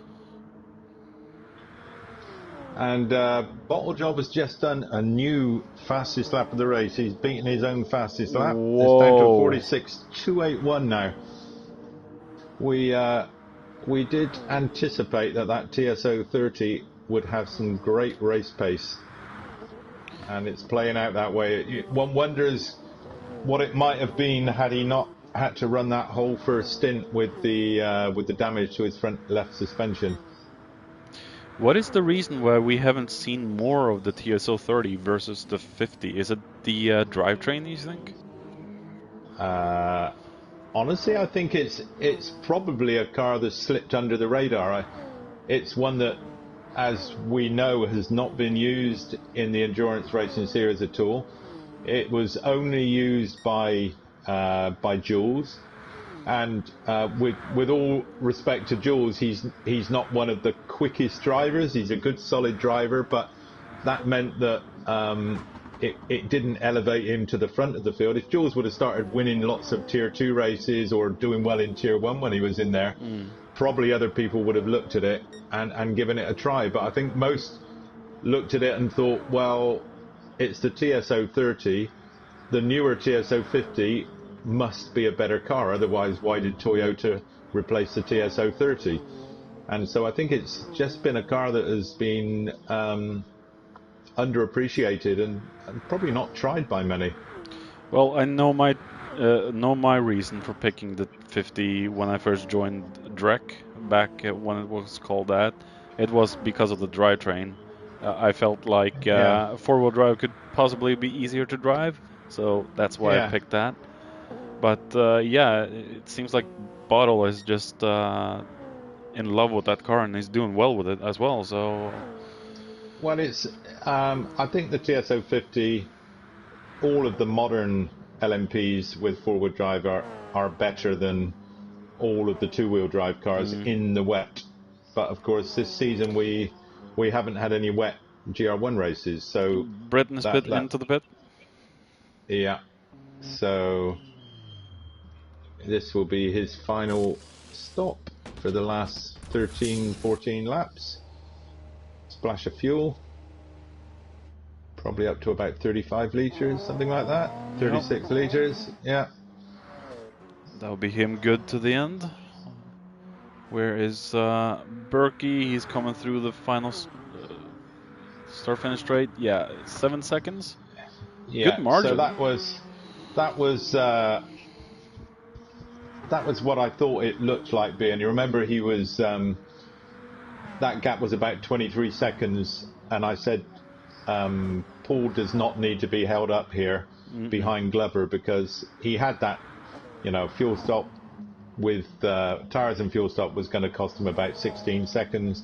He had 23 seconds, so yeah, he needed to keep that 7 seconds net he had in hand, otherwise he could have been jumped, and it looks like he's done that. So I think Britt has got 5th place in the bag. Probably the overperformer here in this race so far is Glover Barnett. I mean, he's in front of some very quick drivers. Spooky is no slouch. Berkey certainly has his days. Blue is normally up there in the top 3. And Paul, of course, all drivers that over the course of the season, Glover would probably expect to be behind. So yeah, he's having a really good race, just doing his own thing. And again, you look at his lap times, he's consistently doing sub 48s, which is very competitive. I think the Porsche is the better car at Sainte Croix. I remember when we had GR1 LMP DRSL when I was doing that in the middle of the season where Drek was also the LMP class, and I'd always driven the Toyota in Drek, but for the one-off DRSL race around here I tested it side by side with the Porsche, and I thought, yeah, it's worth doing the Porsche for this one. I was quicker in the Porsche than I was in the TSO 50. So I think it's not a surprise that the 3 of the top 4 cars are Porsche. As we see, Juggernaut has gone into the pits now with 6 liters left in the tank.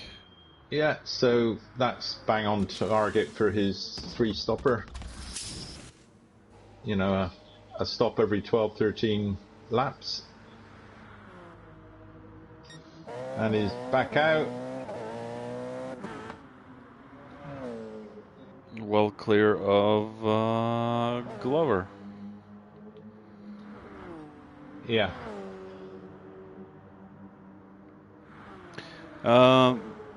Flapjack says, as Gadget says, driver of the day, Glover maybe, or someone else. I think quite possibly. I mean, I think apart from Jaggernaut and Plux, all of the other top drivers have made mistakes and got damaged. You know, Paul's hit the wall, Blue's had a bit of a mare and caught the wall a few times. Bottle Job has had an incident as well. So yeah, the easy thing would be to say Plux driver of the day, but if the driver of the day goes to somebody who has performed over and above the expectation, I think I agree with that. Glover Barnett would be my driver of the day, unless he throws it into the Armco in the remaining 17 minutes, of course. Yeah, you never know. The commentary curse could strike him. Yes.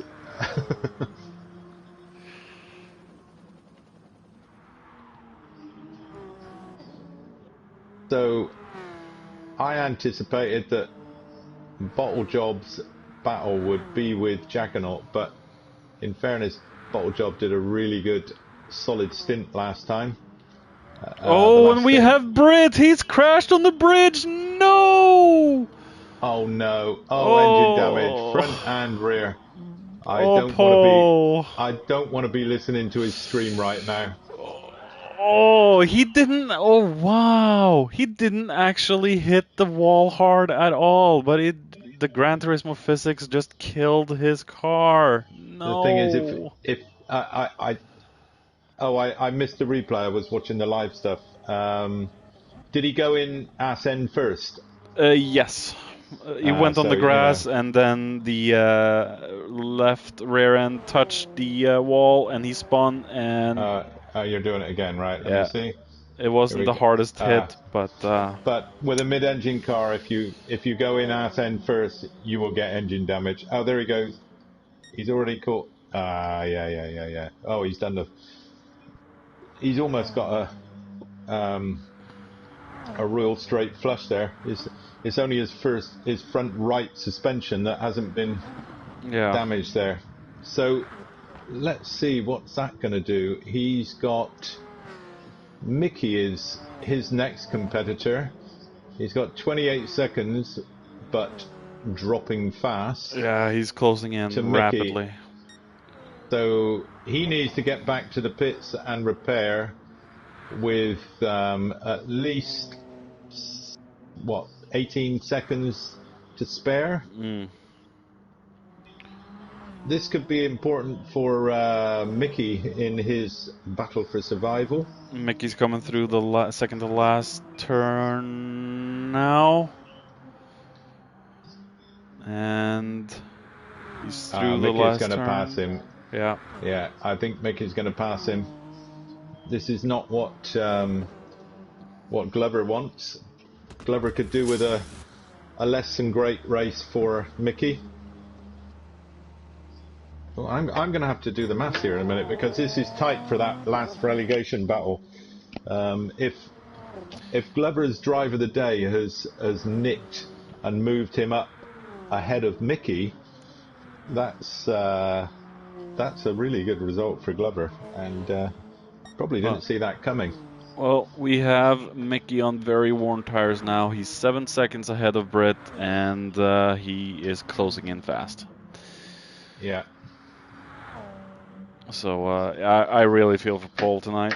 He's had 3 really big incidents that he really didn't need. Yeah. 3 big damaging moments. Ooh. I'm going to love you and leave you for a few minutes. I need to go and take a comfort break. That's the problem of going to a trade show, and then before you come home you have to go to the bar and have a few drinks with the guys and stuff. So yes, I'll be back in a sec. I'll take the reins. Yeah, it's a very bad day for Paul, and I think Gadget's tablet is coming through in the other end, so just bear with me. And Glover now will be secure of his 4th. Berkey is 30 seconds behind, so he won't be able to do much of a dent in Glover's position. As we see, KLS is moving out of the way, and I'm trying to... There we go. Found my overhead display there. As we see, Spooky in 6th, and Blue Racer there in 7th. So Blue has been gifted a 7th place at the moment, and I think he's happy for that. And I'm gonna... Oh, we have another car off. What? Can we find who that is? Rex has gone off. Rex has gone off. What happened to Rex? Did he... Oh, whoa.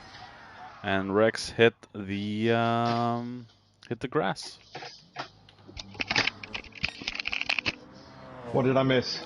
I heard you getting a bit excited about something. Rex just went off and hit the wall after the grass just kicked his car into the wall.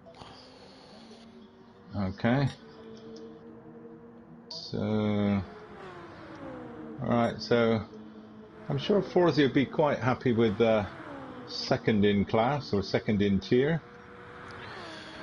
Luco, does heavy damage mean lighter contact gets you damage, or does it mean the damage has more of an effect, or both? I'm not really sure about that, Gadget. My impression is that damage, whether it's heavy or light, is the same, but the difference, of course, is that the heavy damage just doesn't repair. You have to go in the pits to fix it. Yeah. But I'm not putting my hand on heart and swearing on the Bible on that. That's my impression, but I stand to be corrected on that.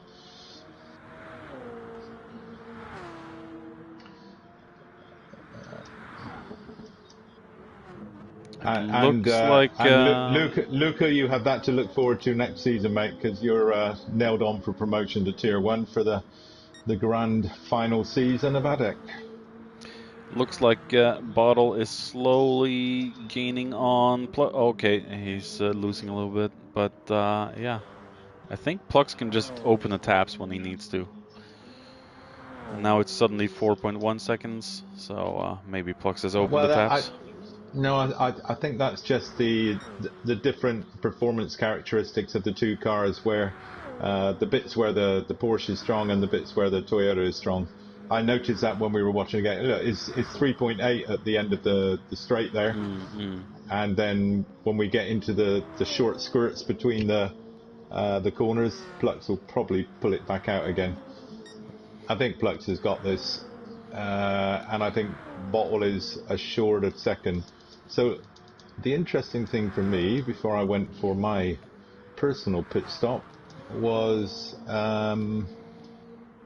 Mickey and Glover, because relegation is at risk there. So at the moment, let's just do this live, do the maths live. So Glover is running 4th. Glover, right. Okay, Glover is running 4th. He has only recorded 4 scorers this season, so he can definitely add his entire 5th scorer to his overall total. So he's got 120 points. If he finishes 4th, he will get 52 points, which will bring him a grand total of 192 points. Mickey, who is above him in the table, has got 152 points, but he's already recorded 7 stores, so he's dropping. So 192 is the target for him to beat. So he's dropped the 8 points. His next lowest score is a 20. So he's got to drop 20 off whatever he scores. And at the moment, Mickey is 9th. Is that 9th? No, that's. Yeah, he's. But he's. No, it's not. That's actually 8th in class because Ben is ahead of him. So Oh that won't yeah. count. So, you're right. So he's actually 8th at the moment. Now 8th pays 32 points, and that is not going to be enough, my friend. 32 less 20. He's only going to add 12 to his total, which would mean Mickey would have 164, and Glover and the last race would jump him to survive in Tier 1. So, yeah, important that Glover brings it home. He's got a very solid 4th place. He's got 40 seconds to Juggernaut in front of him and 38 seconds to Spooky behind him. So just keep it on the road, Glover, and you're guaranteed another season in Tier 1. And it seems weird. Britt was just a half a second behind Mickey. Now he's suddenly 2.1. 2 seconds. What in the world is going on? Yeah, he recorded a 153 on that last lap. Did Paul? I mean, Mickey's So- tires are all but dead. No, that's a mistake from Paul. Yeah. You look at, he did a 46.2. In fact, lap 43 for Paul was, wow, only 100th slower than Bottle Job's fastest lap of the race overall. And now he's going past, what's that? He's lapping Spooky. Spooky? No, he's going through Mickey, so he has now lapping reached Mickey. 8th. Okay. Mickey down in 9th in Tier Yeah. 1. Yeah.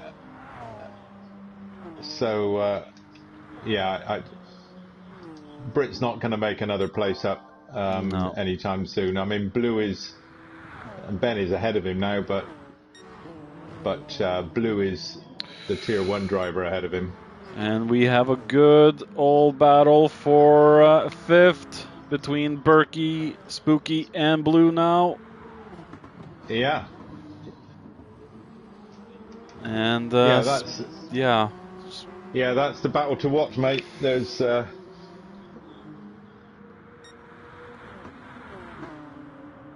and of these 3, Blue has the best tires.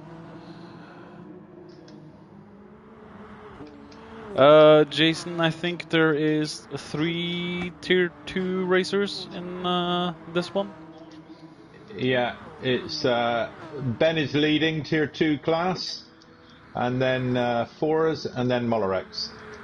So, I mean, if they keep going to the end, they'll all get a podium by default. I think that's going to be Molrex's first podium, right? Or am I wrong on Yeah. that? Yeah. No, I think you're right. As we see, Blue has finally gotten ahead of Spooky and Berkey. So I think the 6th place will be the position to fight for. But then again, Spooky and Berkey are quite low on fuel as we see Spooky going past. No, Berkey going past Spooky at the very last turn. Will Spooky come back on them into turn 1?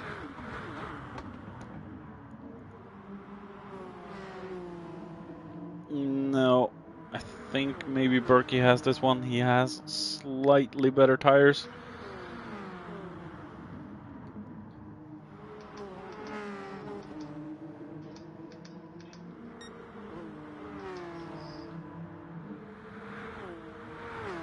Yeah, I'm keeping an eye on the leader as it's still 3.7, 3.8 seconds up front. So I think Flux is controlling that gap actually. His lap times are sub 148s consistently. The only one who's lapping quicker than that is Jackernaut, but he's 12 seconds off the lead. So yeah, the two-stopper was the smart strategy here today, I think. Spooky is trying to get 6th back, but he just doesn't have enough tires to fight Berkey.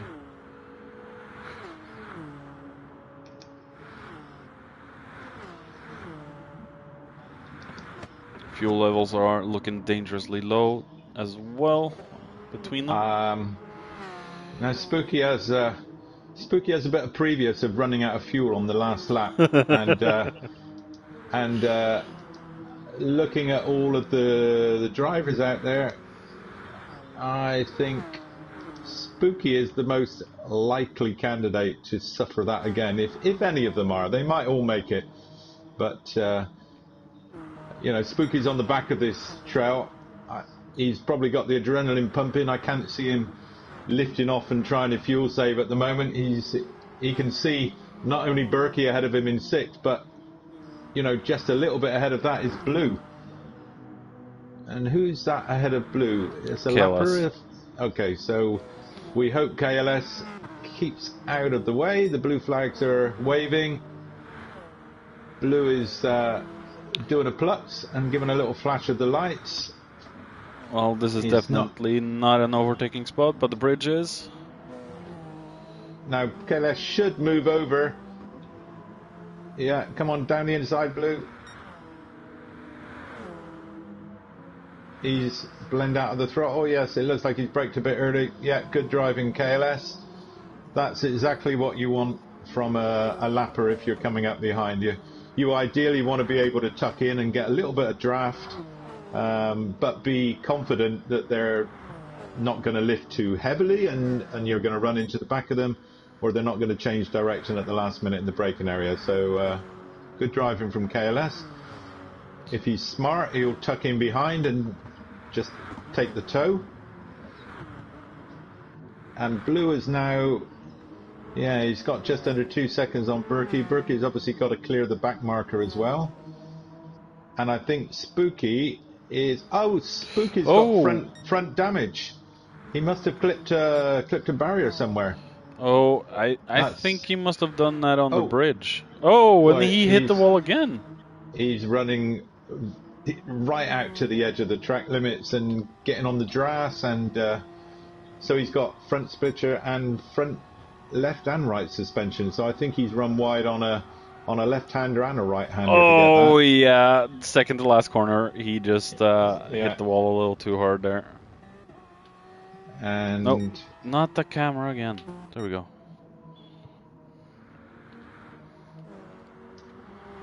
Mickey's down in 10th now.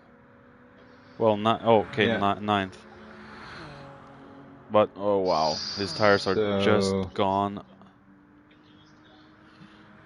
Yeah, so I don't think. Let's see, 58 seconds remaining. 30. Yeah, so Flux will not start his 51st lap. This will be the final lap of the race for the leaders.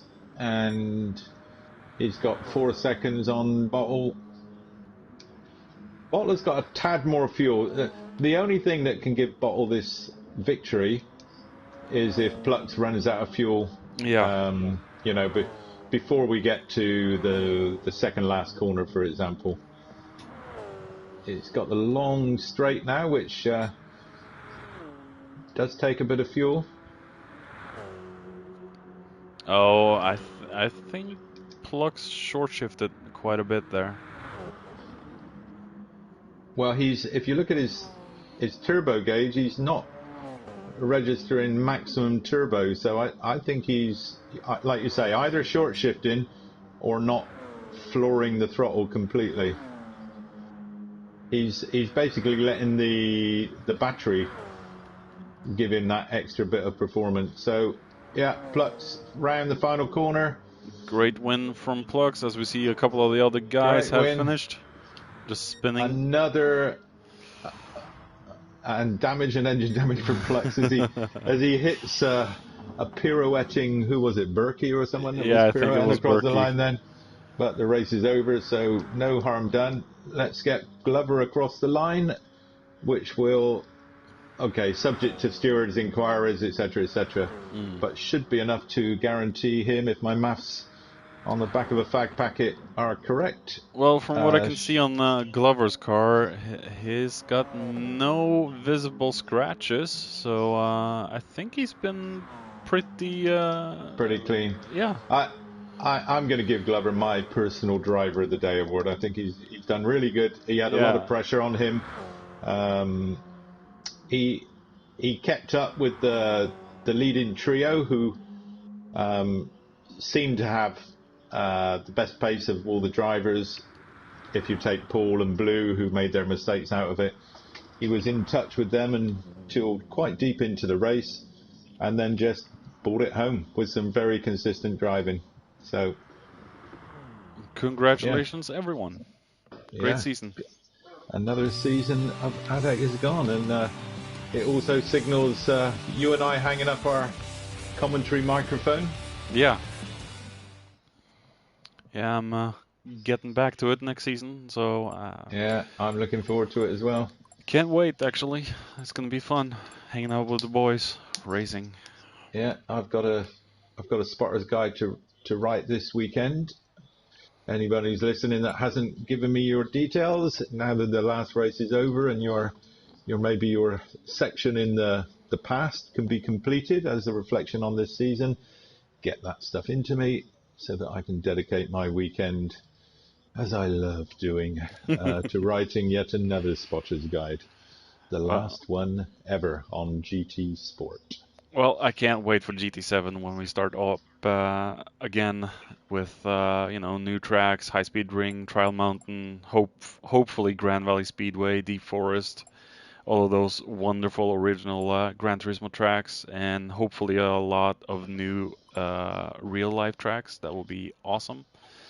Yeah, we need to probably, before something to put into the spotter's guide. We will probably put it.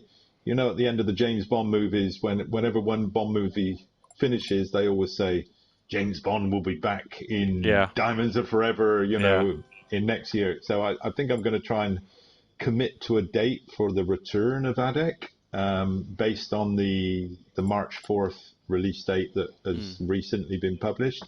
It's obviously not going to be March the 4th. It's going to be maybe 6 weeks after that, because everybody has to get the game, everybody has to go through the career mode to buy the cars and all that stuff. So I think probably end of April would be realistic to say we're going to start this all up again on GT7. Yeah. The only things which are unknowns really are what impact is it going to have if you play it on a PS4 instead of a PS5. I've heard, I can't remember if it was you, Kim, was saying, or somebody else was saying, potentially they might restrict PS4 online drivers to only 8 or 10 in a lobby. Wow, that's low. Because that will be down to processing power. So I'm not sure how they do that, unless they have a dual lobby system for the two different types of platform owners. I can't see how else they can do it, though, because clearly the PS5 has got more horsepower than the PS4. Unless they're going to say, PS4 runs in the same lobbies, but I don't know, only runs at 30 frames a second instead of 60 frames a second, something has got to suffer. Yeah. Something, if it's not the number of drivers in the lobby, it's going to be the resolution and the frame rate. So I think next year will be my cue to upgrade to a PS5. I'll probably do that before March. So I've been holding off. But, I know Blue does not like Sainte Croix. Sainte Croix is actually one of my favorite tracks to race on, more or less all layouts. So yeah, I like love it this. as well. Yeah, I like it. It's challenging. It's a fast flowing circuit, but it can bite you. You know, there are several curves that if you take liberties with them, it can hook the car around. On this layout, what do we do here? As you come off the bridge and go left and then right and then left and then right again, there's the right hander which is kind of blind. If you take that curve, that can flick you off track. Been off there a few times myself. Yeah, I think it's a nice circuit, and it does afford overtaking opportunities as well, because there's always, whichever configuration, there's a couple of decent straights, and it's a wide track, so you can do side by side. Yeah, I like it. But clearly, if you continuously have problems with it, like Blue seems to, I can understand why it's not his favorite. Yeah, absolutely. It's not for everyone. I certainly have my tracks I dislike. Brands Hatch. Yeah, that's one of them. And Big Willow is not among the favorites, but at least when you get people that know how to drive those tracks, you get good races, and they're very fun to watch. And I always love to commentate on it, and it's always fun from that side. I like both of those tracks. You know, I've had ADEC Tier 1 wins at Brands Hatch in the Alpha and GR4, and I've had an ADEC GR2 win at Big Willow when I beat Plux in the Nissan, and he was in the Lexus GR2. So fond memories for me there. But they are tracks that when you finish, you know you've been in a race, because you've got to just concentrate the whole time. Yeah. And you know, the race is not won until you're around the final corner. Absolutely not.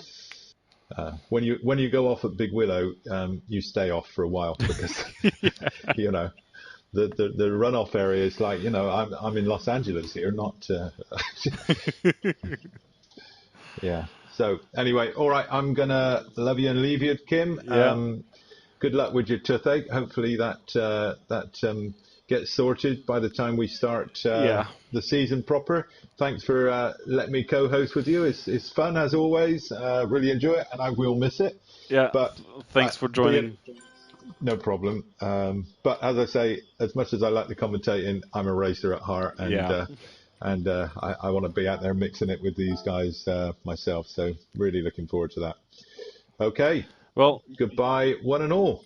I'll just say this to you as well, Gadget. Good luck next season, and give them hell. Yeah, I shall be in there trying to battle at the back end of the midfield for sure. I'll give them hell. All right. Okay, all mate. Right. Take care. Yeah. Have a good evening. You Goodbye, too. Any other viewers or listeners. Cheers. Bye-bye.